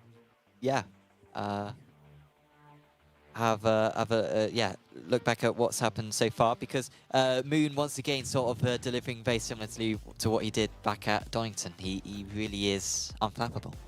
Yes, for sure. In the dry. In the dry. Well, unless it was a brand, we could say it might not be. He didn't take pole at Brands, did he? No. He was nowhere near pole at Brands Hatch, but it could have been the track or the weather. But very strong result today. Bonakorski, I mean, yeah, Bonakorski, Harris, Buemi, Moon, and Mergier, who, I mean, this will be, if we're right, his second penalty. So it's not going to help him because he's got the pace, but just too long a toilet break and uncalculated lane changes are holding him back. Yeah. I'm assuming it was that. I've missed, because this is, oh no, it's not a heat form. Oh, it is, isn't it? Yeah. So those you have 1 minute. Yeah, where you usually have a minute. 2 minutes. 2 minutes, yeah. Yeah. Results on screen? Yeah. Apparently, the reason why Walker was struggling so much was because he had steering damage from that instant early on, where... Oh, hello to Adam in chat. Chassanet caused a bit of a mess with Sikorsky and co. down at Montreal, and that is why he struggled so much. What a shame. So yeah, explains why he fell down to 12th place. There was Chassanet. He suffered damage himself from that incident. Hedgecock fell back. He collided with Scott Malcolm, or Scott Malcolm collided with him. Nuzini, who I don't think we've really seen a whole lot of today. He also wasn't able to complete many laps. As long as you finish within 5 laps, you do score points at least in this series. So top 9 get reversed, and Tom Mayer will be hoping that he doesn't jump the start this time. If he doesn't jump the start, his race 2 pace actually seemed pretty strong. Both him and Korshevin both struggled in qualifying, but it seems like they were much more on it come that race 2. Yeah, for sure. I'm really excited for this race. We're going to see some more, because obviously there's always that attitude to try and finish with the points that you've earned, because you know how hard it is based on the qualifying pace and their race 1 result. But now you're looking at the guy in front of you like, you're slower than me. I'm going to send it. Yeah. And yeah, love it. And obviously we've got some big names. I mean, who is our P9 holder? Is it Tom Mao? So Mao was on pole, yeah. So as long as he doesn't jump the start, if Tom's in chat, because we've had him on pole for race 2, round 1. and he's gone, and then green, green, green. Yeah. So. yeah, I had to. No, he actually had clutch issues. That was actually what happened. So Thomas actually said in chat, I think I learned how to drive this car in that race. Awesome. Good luck, Tom. Happened. So good luck, Tom. That's good. So you really did seem to come into your own on that one. By the way, another shout out to Apex Racing Academy. If you are looking to get setups or track guides or telemetry, do just go to apexracingac.com and get yourself a bronze, silver, or gold subscription, which will give you access to over 50 cars on the iRacing service, whether that be any of the 10 GT3 cars, any of the 4 TCR cars, it could be any of the single-seaters, you know, the Super Formulas and the Formula 4s and the Indy cars, all really fantastic setups designed by some of the best drivers in iRacing. So do check out the link in the description below. And once again, do check out the late Apex as well. Our show earlier on discussing the iRacing development updates blog. Now we can go through, well, there's not much of a grid for race 3, but it is the top 9 reversed from the race 2 results. And so it is Tom Mel on pole alongside Korshvin. Very strong front row. Then it's Shirkov and Sikorsky who'll be battling all day long. Shozanet will be happy with that P5. Then it's Bumi, Bonacorsi, Harris, and Moon. The rest of the field are the exact same places where they finished in race 2. Shoznet's another one who could have a penalty. Oh, see, I'm not a steward, and we've got a weird camera angle. Like, you know, it's hard to see from a TV cam, but there was definitely a moment. Definitely a moment. So standing start. Tom will be staring at his clutch, hoping that his duct tape works. I don't know what he fixed it with. But he had monitor failure and clutch failure, so now he just needs to nail this. Here we go then. Race 3 is underway and looks much better for Tom Meldan. It's a strong start for him. I think Korshvin's got the run. For, it was a poor start for our pole sit to Mel. It was a good start for Korshvin, sorry, on the outside, and he storms into the lead. Mel down into P3 already. It's a good start for Bumi and Bonacorsi. Poor start for Harrison Moon, actually, our front runners from race 2. They've both lost a place to Reece Saunders, so great start for him. As up the inside goes Shirkov, consolidating that place on our pole sitter. But a lot of drivers not getting off to a great start, and it may have been partially down to our poor start for our pole sitter. Oh, and off goes Backmeyer. He's off the track. Do our picks, is it for race 3? If it's overall. No, it's for race 3, right? Because I'm winning and pro at the moment. Oh, here comes Moon. No. He's had an awful start trying to get back a place on Harris, but both of them have lost out to Saunders and Walker on this start. It's been a really bad start for both. That wasn't the best move from Moon. It was a little late, caused calamities behind, but yeah, he needs to be smart. There's going to be plenty of overtaking opportunities.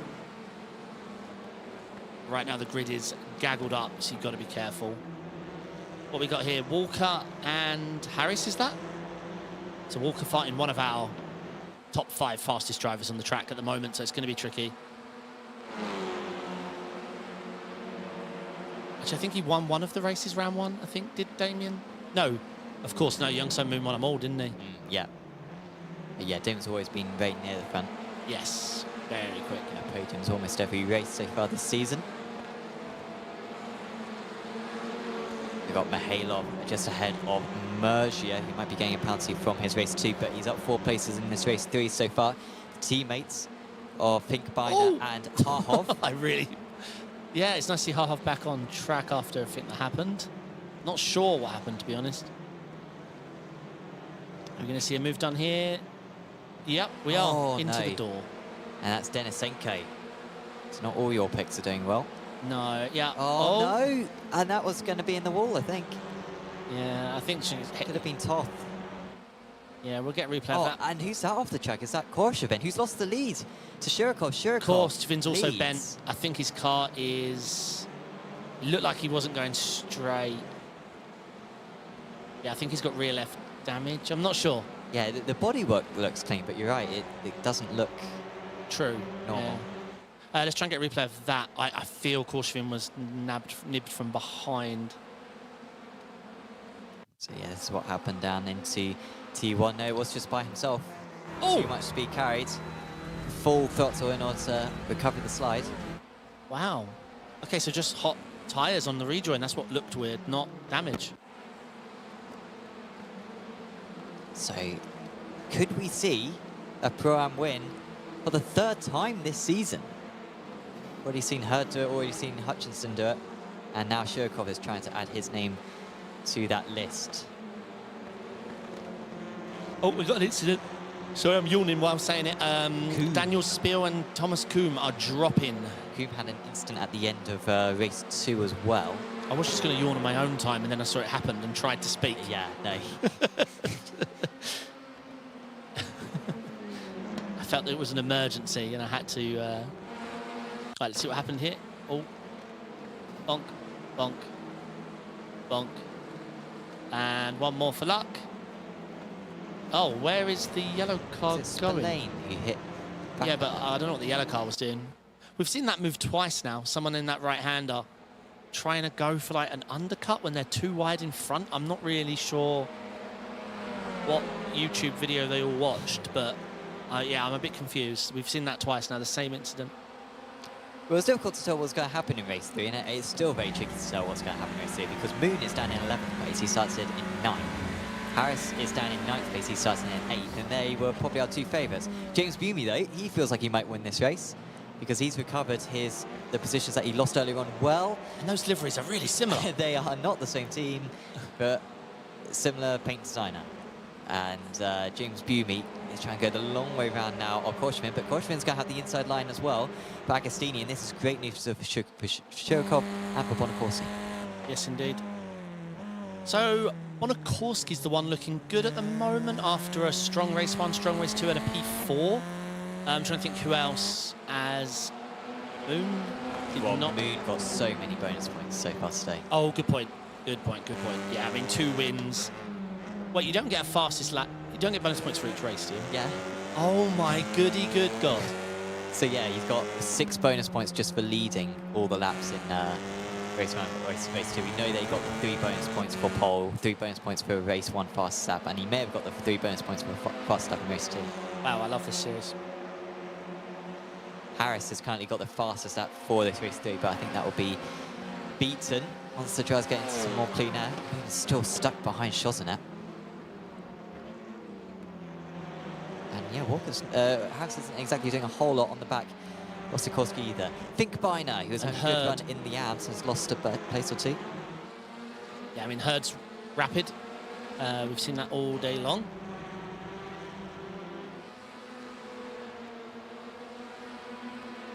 So Bromley getting Bonacorski, I think. Bonacorski's has his number for the previous 2 races, I believe. Bromley's been finishing around 4th. Shirkov not really getting away from Korshvin, despite the batsing behind.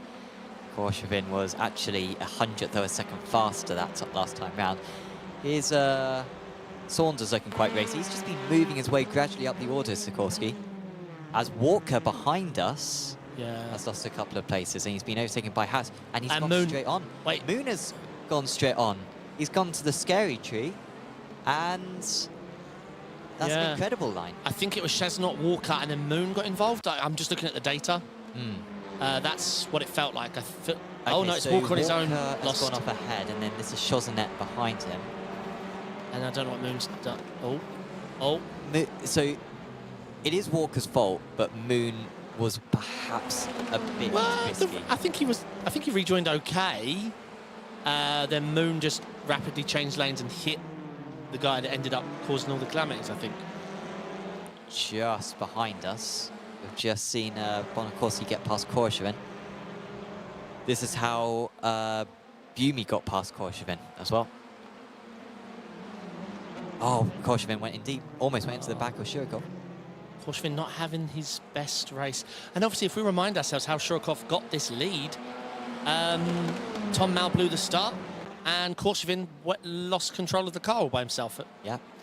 And now Buemi's overtaken Korshvin and Bonacorski and Tom Mal. So, yeah, Buemi up 4, Bonacorski up 4, Shirokov up 2, Tom Mal down 4, Korshvin down 2. So Bumey across the line this time round will get that bonus point as well under his name, the 3 bonus points for leading a lap in the pro category. So far, only Shirkov gets in the bonus points for the Praz. I mean, it's looking like he might have a chance here. Yeah. Excellent run. The Shirkov fights it.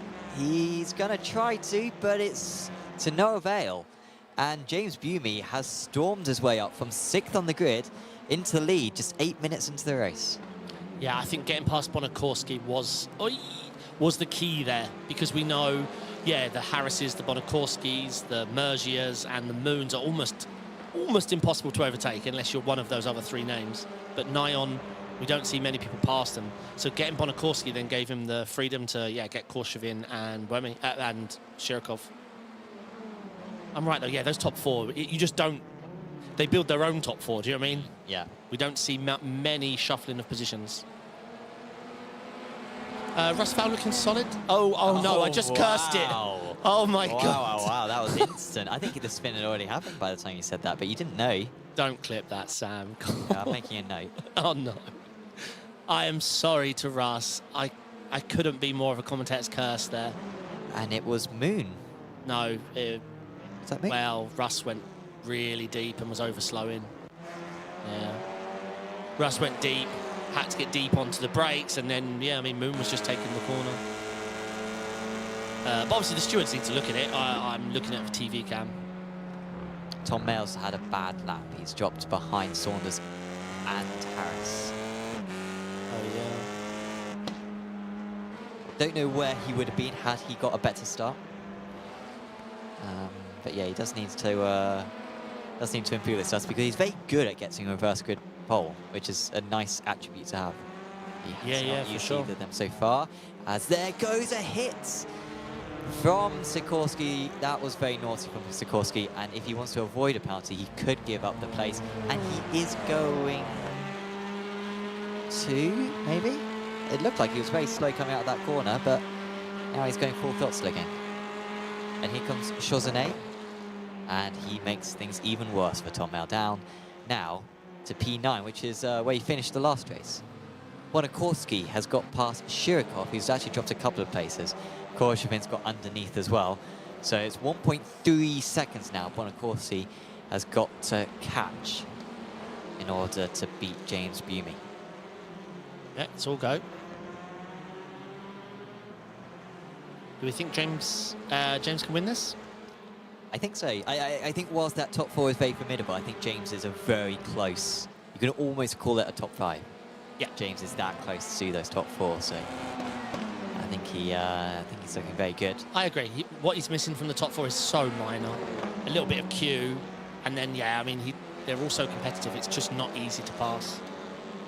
So Sikorsky doing the F1, giving your position back. He didn't give it back immediately, but he's got a word from the team radio saying, yeah, I think he should do. And that was the right decision, and it might mean that he doesn't get a penalty. Yeah, sometimes you just need a moment to collect your thoughts. I always find when I'm driving, it cannot be my fault. It's always their fault. And then sometimes a couple of corners later, you've had a chance to calm back down and breathe and think it through from more a third-person perspective. You can sometimes come to a moment of clarity, if you know what I mean. Always good to oh, Jonathan Walker's gone up ahead. Oh, no. Try and get a replay of what happened there.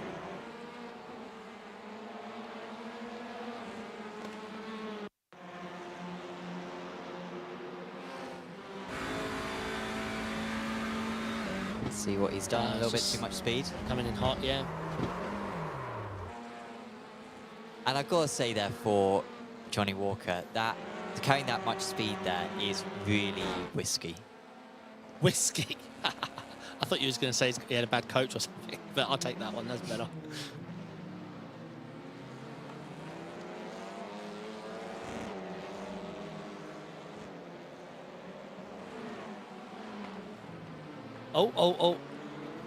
Oh! Yeah, I mean, them two were really slow, door banging really slow. And, yeah, I'm not sure who got into them. Or unless it was Simon here. It happened so quick. Damien Harris with the fastest lap at the moment for 58.245. Very close, though. I mean, Wemi's a 2.51.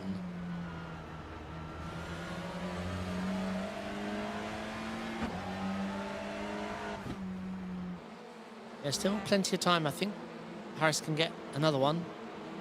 And Chirkov's been pretty damn quick, but yeah, I mean, Harris, we've seen him get up on the back of Moon. Like, he's got serious pace. Big Biner leading the AMs. Do you recall what happened to Russ Fowler earlier on, where he fell down? Yeah. Well, I commentator cursed him. Of course. Literally mentioned his name and his name dropped. I think 90% through my statement, he started tanking. Yeah. It's the worst feeling. Because Russ is going to watch back the broadcast not knowing what went wrong and then realise what went wrong. Yeah. Thanks. Because it couldn't be driver. Us drivers, we don't make mistakes. It has to be outside influence. Fortunately, on the protest form, it's just a drop down, and your name isn't on the drop down. You can't write in a name. So you should be all right. You should keep your license clean. Okay. Hey, if I get a Q-ban, mate, I can just chill in the other room eating pizza.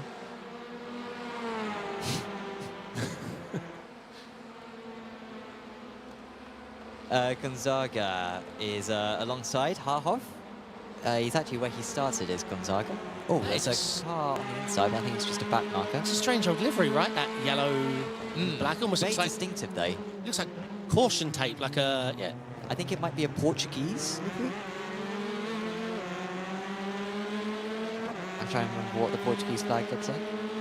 I think it's similar colours, right? Portugal. Red and green. Okay, it's the red which is putting me off. But yeah, yellow is not green, and there's no black on it. yeah. I'm going to stick with mine, like caution tape, like Sure, yeah, no, I think you're right. Yeah. I mean, the only reason you were wrong is it was completely the wrong colours. No, the reason why I think of it as Portugal is because he is... Oh, what's Harris doing? Harris has got an issue. Or a slowdown.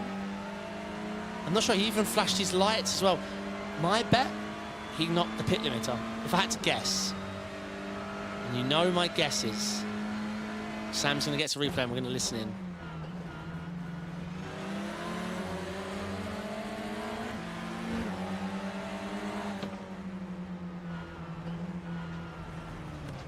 Oh. No. Throttle failure? I think it was a slowdown. I think he like panicked. I was like, oosh, I'm not going to serve this slowdown. It must have been the corner before Ray got it then. Legacy Gaming in chat. I never want to drive this track again after tonight. Oh, this is a good track. Really good track and a good layout. Hello, Teague, in chat. Teague will be joining me for the Nord 24 in TCR. Teague, if you haven't, or everyone, if you haven't already, watch last week's VOD of this broadcast. No, 2 weeks ago. TCR, Brands Hatch. Rain, dry, rain, double rain, 3 races, split strats, 50% of the drivers going on one strat, 50% of the drivers. It was almost a 50-50, wasn't it? Yeah. Such good. Best race I've broadcasted.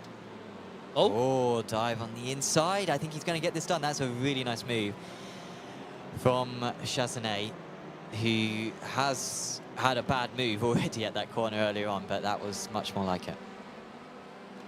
Yeah, and some might say moving twice, but you can say moving once and then returning to racing line. That's how you get around it. Sure.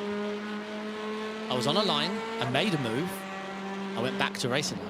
Oh, the missile. Chenna. Yeah, that was awful.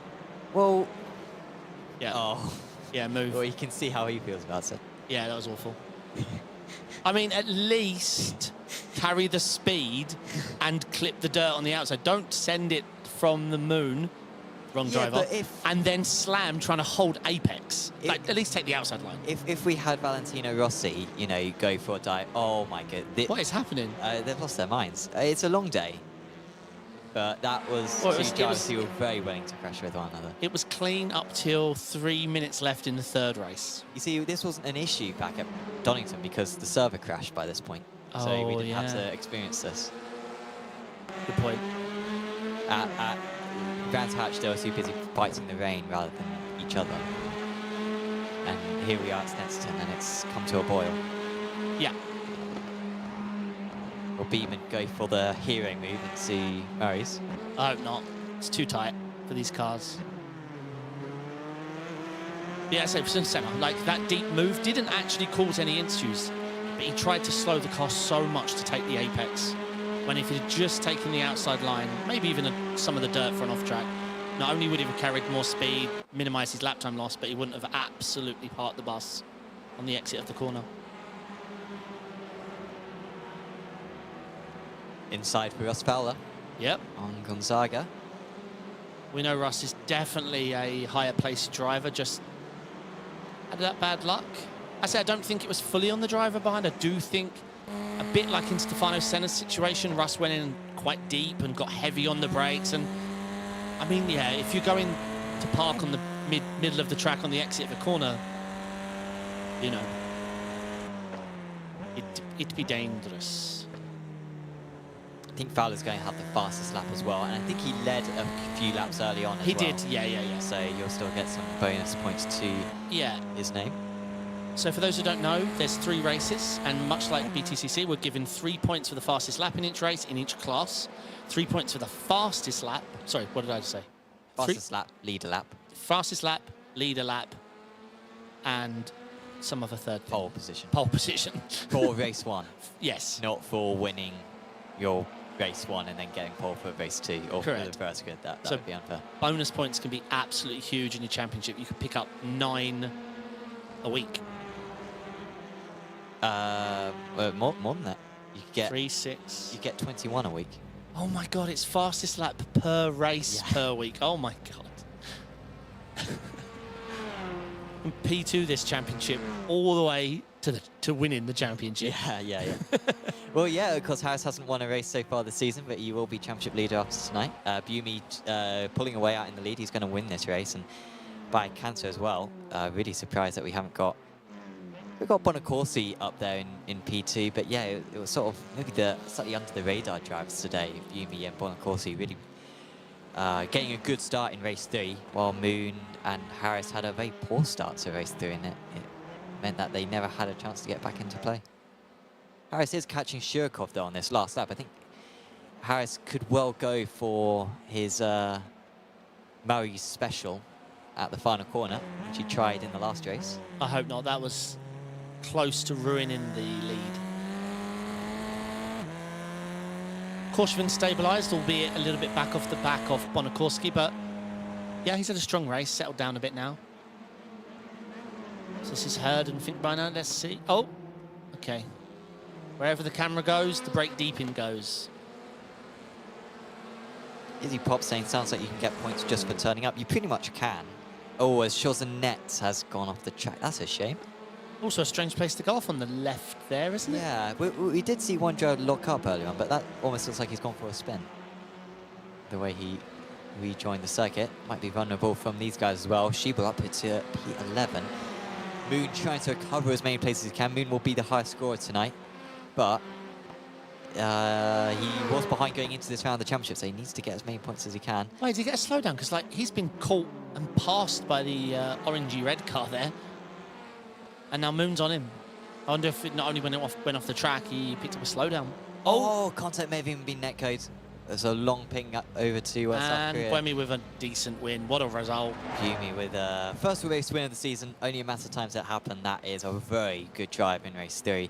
Bonacorsi, very good drive for him. Both of them up 5 places each. Korshvin holds on. Harris did not go for the special, at least not from what we saw. It was Shurkov top of the Pro-Ams, and Lucas Finkbeiner will be top of the AMs, even though Fowler started coming back at him in the closing stages, only a couple of seconds off Finkbeiner, with a very good haul of points tonight. Hilton got past Hutchinson at the line as well, so Hilton manages to get P20. That's good for his championship points. And Scott Malcolm, I think, struggling to the line as well, and I think he's going to lose 2 places to Marshalsea and Nuzaini, who we didn't really see a whole lot in the first 2 races, not a whole lot in race 3 either, but the Ukrainian driver did manage to get back up to 28th in race 3. More importantly, how do we think our picks did overall? Who do you think won that? So I think Moon definitely won that just because of the bonus points. Yeah. Pro-Ams, It felt like Shurkov maybe? Yeah, I think so overall. Sikorsky will be up there. Herd had a poor race 1, what could have been for Herd? I mean, talk about how important race 1 is. Herd could have gone on a clean sweep, I think, today. Yeah, I believe so. But and instead, he just spent the whole evening recovering. Yep, from a race 1 incident. Yeah, and then obviously in apart from the race 3, I still think the name that's just gone, Russ Fowler, has got the points there because he picked up so many bonus points. He undoes race 3 completely. Yep. But yeah, great stuff. Apart from the couple of weird incidents in race 3, I think overall pretty solid. The vibes have been very good amongst the drivers so far this season, but I think this round, it did come to a boil a bit. Sort of unusual how lap 1s, at least so far this season, have been very clean, but it's almost as you go through the race that it seems to get a bit more aggressive. Tegan Chat's asking the Pro-Am iRating range. What is it? Come on, you used to know all this. Like, you used to just say things. Yeah, but I liked 4.9k for Pro between Pro and Pro-Am, 2.9k between Pro-Am and Am. Okay, so sorry, the range for Pro-Am is 2.9 to 4... 9. 2.9 to 4.9. Yeah. There are the results on screen. Bumi ahead of Bonaccorsi.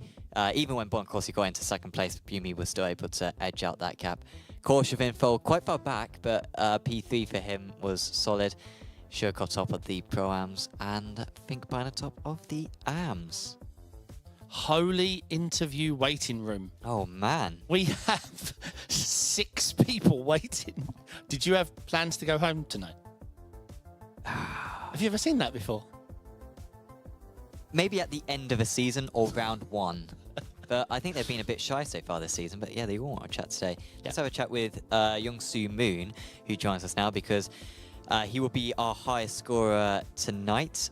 Congratulations, Young-Soo. That was another load of race wins for yourself. Let's go back to qualifying first, and a really good lap under a lot of pressure because it looked very close up there.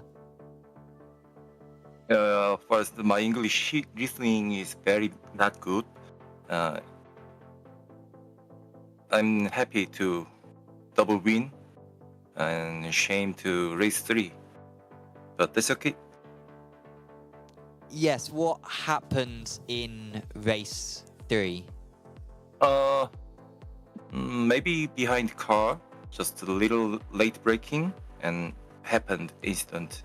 But this is part of race. I'm okay, that's okay, no problem. Maybe. And what track are you looking forwards to? Which track?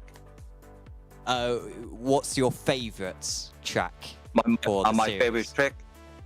To be honest, I have no favorite track. Every track is very difficult and tricky for me.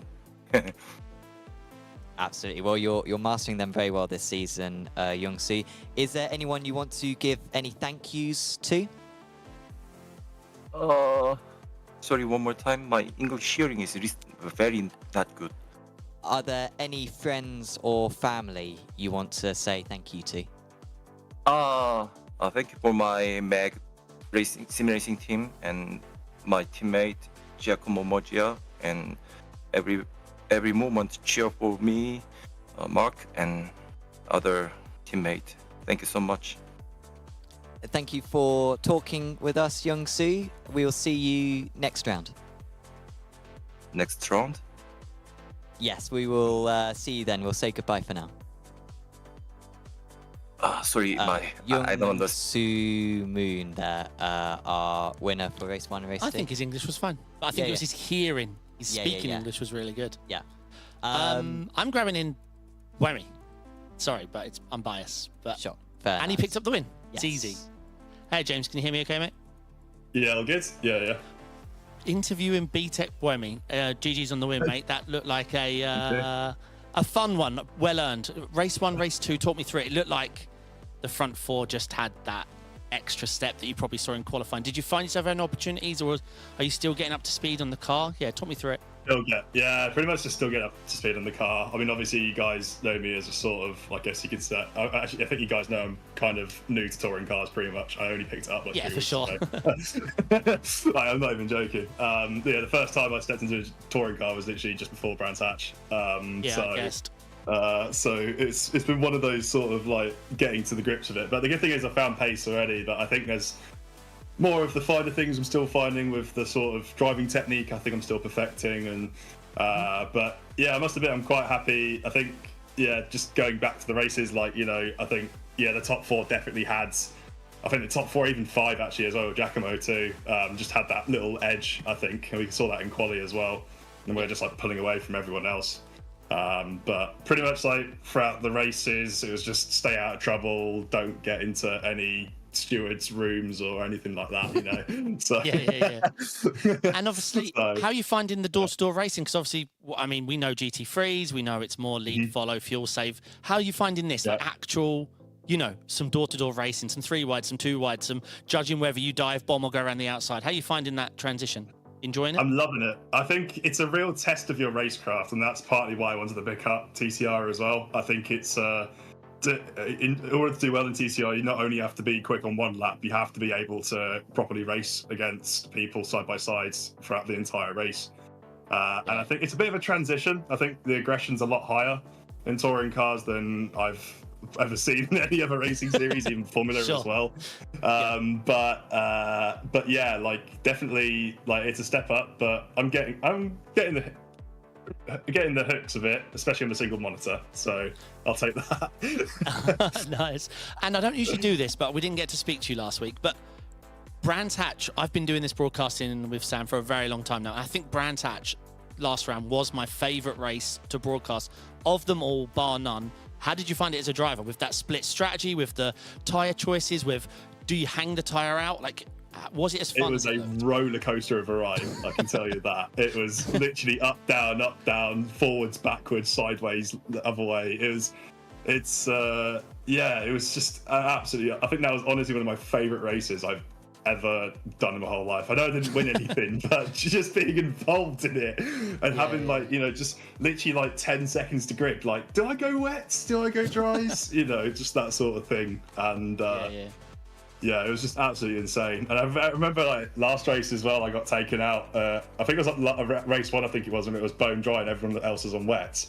I got taken out, and then literally I passed like 25 cars or something like that. Yeah. Fantastic. So that was, always Brands Hatch is such a good track anyways. So. Oh, yeah, I grew up there. Yeah. Might always be my track. All right, mate. Lovely chatting to you. I'm sure we'll catch up soon. But yeah, congrats on the win in round 3. And good luck for next round. Cheers, mate. Thank you very much. Cheers. See you guys next time. See ya. James, when we there? Sorry, I had lots of questions, but I wanted to get the Brands Hatch question in because we didn't have a lot of people to interview that week. Exactly. Yeah. We wanted to get a bit of insight. And I forgot to ask him, anyone who wants to shout out, I'm sure he'll shout out his team, Altitude, with his sponsor, 3M. There you go. We've got a lot of interviews to go through, so probably wise on that one.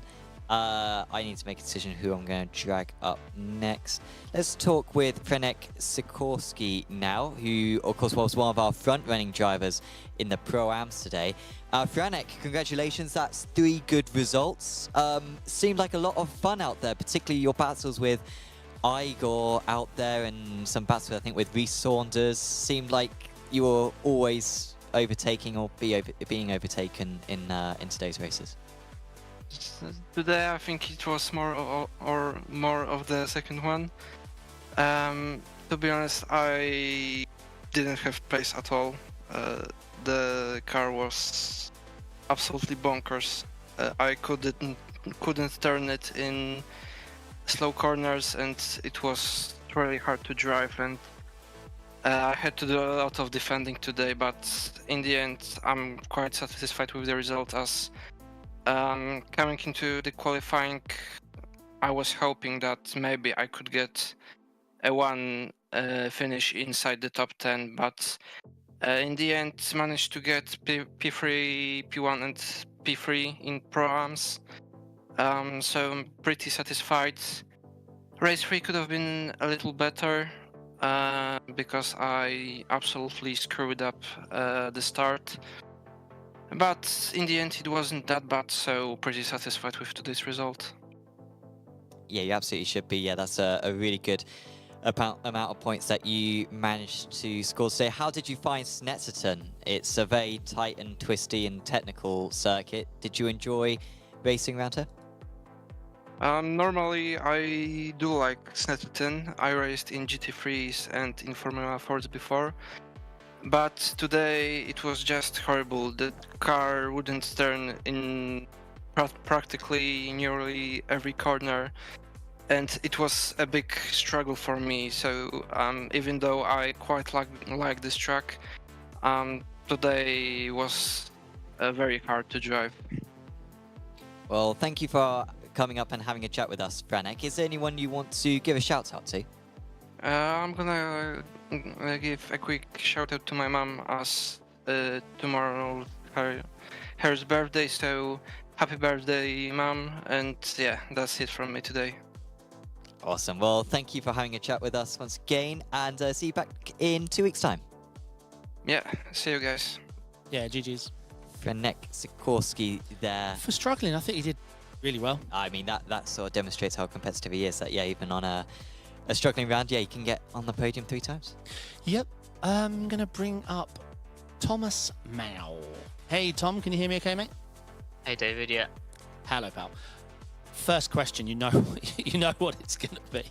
Race 3, standing start, the curse. Yep. What happened? I mean, I changed my bike point release between race 2 and race 3, which I know you should never do. You should never change your settings between races, because I wanted to make sure I got a good launch. I just let the clutch out a bit too much. Yeah, that's all it was. I assume the clutch variance, because when they talk that the clutch variance is between practice, quali, and race, we know that.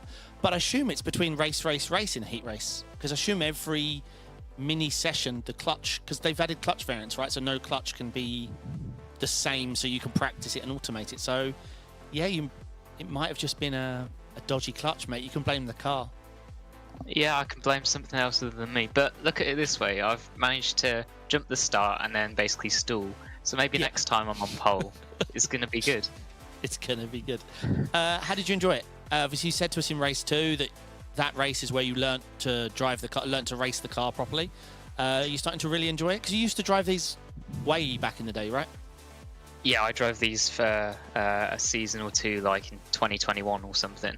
But yeah, I'm really sort of enjoying it now. You just have to underdrive these cars so much compared to everything else, and also, like, today is literally my first day driving Snetterton anyway.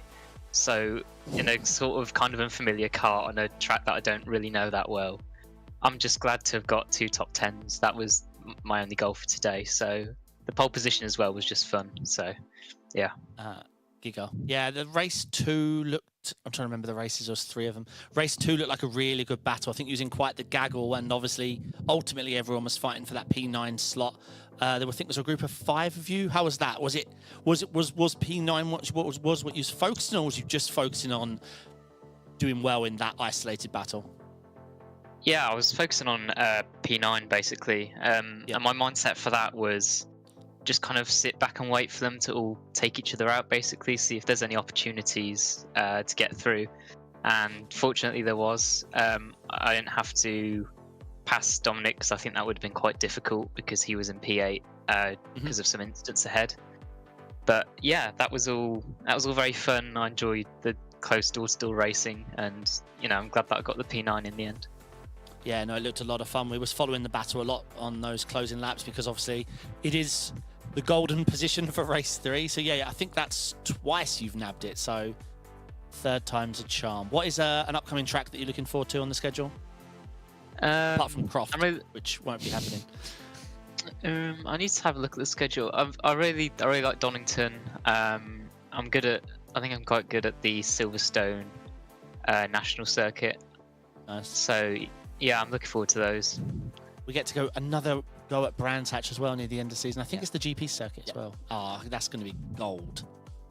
Yeah, Brands Hatch is a brilliant track. Love it. Yeah. I remember racing you there in GT4. You were quicker than me, but that was a lot of fun. I really enjoyed that. I really enjoyed that. All right, Tom, anyone you want to give a shout out to? Shout out to Rob if he's still watching the stream for the setup. And shout out to my team boss Ali for letting me do this instead of doing the website. of his Ali forward. So. Hunt. Ali right? Hunt. Ali Yeah, Hunt. yeah. Yeah, nice. All right, Tom. Nice chatting with you, mate. We'll catch up next round. Cool. You too. See you later. Yeah. Later, mate. Tom Mount. Always nice chatting to him. Very fast. Just can't do a standing start. Yeah. One chink in his armor. We will have a chat with one more driver, I think, because we have been chatting for about 15 minutes with our Jazz, and it's only fair that we chat with one of our AMs and one of our highest scoring AMs, well, definitely our highest scorer today. Russ Fowler. Russ, congratulations. I mean, if it wasn't clear from the first couple of rounds, you certainly found your calling with these cars, because I think after tonight you'll be championship leader and perhaps the man to beat. You must be delighted with how these first 3 Thursdays have gone. Yes, indeed. Thank you very much. And I did notice before the first round, you both chose me as your tip for the AM championship. So I'm just doing it for you guys, basically. That's what we want to hear. Yeah, exactly. No, it's been good. I as you know, I do some sort of GT3 racing as well, but for some reason I click better with these front-wheel drive cars. So, and the Audi's great. I can just brake super late, get on the throttle early, which is all the stuff that I do wrong in a GT3 car, basically. So, if it stays dry, I'm all right. In the wet, I'm absolutely hopeless, as you probably saw in Brands. So. Well, to be fair, I think last time out you were on slick tyres in the wet, so that was quite a tricky thing to manage. Yeah, we'll see how you do with that later on in the season. When it comes to today, that race 2 in particular stands out as like a really tight battle you were in. How are you sort of treating the battling this season? Because it must be sort of awkward being in the lead of the amateurs like you are, but obviously you still want to score points on the pro-ams, but you're not racing against them in the championship. So what's your mindset when it comes to those battles? Just to keep it cool, basically. I know I'm not really racing those guys, although it's very, very difficult to resist the urge. So yeah, I'm just not going for any silly moves, and if someone gets alongside, I'm not fighting it. And that was my mindset going in tonight, is just especially when I sort of qualified quite far up as well. I was really happy with that. So I just thought, keep you cool, keep your head, just finish the races, don't get too involved. I was following some very juicy battles. I had a front row seat for some really good close racing, so that was fun. And did a bit of, had a few bumps and bruises on the way, but it's touring cars, and that's what I love about it. So, yeah, there's some really good battling out there. We're looking ahead to the rest of the schedule. What circuits are you looking forward to? Are you local to any of the tracks on the calendar? Well, I know most of them. I've ridden on them, 2 wheels, not 4 wheels. I've done Snetterton and Brands quite recently as well. I quite like Alton Park. Knockhill is always fun. Getting back to Brands on the GP circuit will be good. Don't know if I'm that keen on Silverstone, that particular layout. Bit boring, but we shall see. Maybe it'll be good. I'm not sure if I've raced touring cars there before, so we'll see how that goes. But I've probably named all the tracks now. I don't really have. I suppose Thruxton is my bogey track, especially if it's wet. Don't like that. Yeah, that does sound tricky. I mean, it's narrow around there, and yeah, it's high speed. So Lots of sweepers, yeah. Yeah, like you don't want to be sliding around that track. So yeah, that does sound a bit scary. So yeah, we'll see what the weather forecast brings up for that round. Is there anyone you want to give a shout out to, Russ?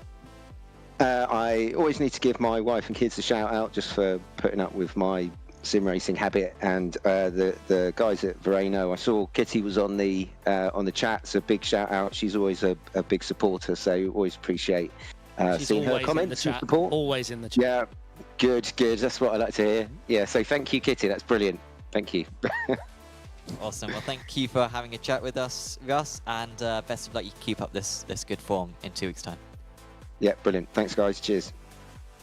So that was Russ Fowler. I think that'll be the end of our interviews, because even at the start of the interviews we had a lot of people, and then more people have come in since then. So Keep everyone up the wants to have a enthusiasm chat. for round 2, and we'll bring different names Yeah, I in. mean, like last week, so much happened, right? And yeah, they all just left. And then no one came. We was left talking to each other. Exactly. Looking ahead to the next round, it's Duxton, and I think someone in chat said earlier on how the iRacing Duxton 4 hours is like coming up in like a really short amount of time. Like, is it next week or something? May the 30th to the 31st. So yeah, it's like a couple of days. It's a few days before our race, basically. So I haven't even considered doing that, and I'm driving a lot of TCR. I'm driving TCR I mean, a that'd lot. be a good preparation for Nords, right? Yeah. So And I learned Thruston recently at Pascal Stars, so maybe. yeah. Maybe. No, yeah, I think I will. But yeah, that'll be a good round at Duxton. We'll see what the weather is like. That's in, a lot of in laps, by the way. Hampshire. I've just done the math in my head. In a TCR at Thruxton, that's a lot. That's a lot of driving. About 200 laps. About 4 hours. Yeah. Oh, John. So yes, do tune into that one in 2 weeks' time. We have got the Porsche Cup series as well coming up next week. That will be round 3 of the season. Interlagos, I think, is the host for that. So that will be really good fun. Of course, there's loads of other action coming up as well on Apex Racing TV. So subscribe to the channel, leave a like on the video, recommend it to any friends and family you think might be interested as well. Check out our social medias as well. That's Apex Racing TV and Apex Racing League, and of course Apex Racing Academy as well.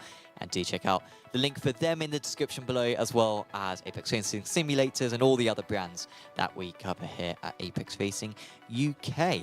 But for now, from myself, Sam Fitzpatrick, and from David Sampson, we are going to say goodbye for now, and we will see you back in a couple of weeks' time for round 4 of the season from Duxton. See you then. Ciao.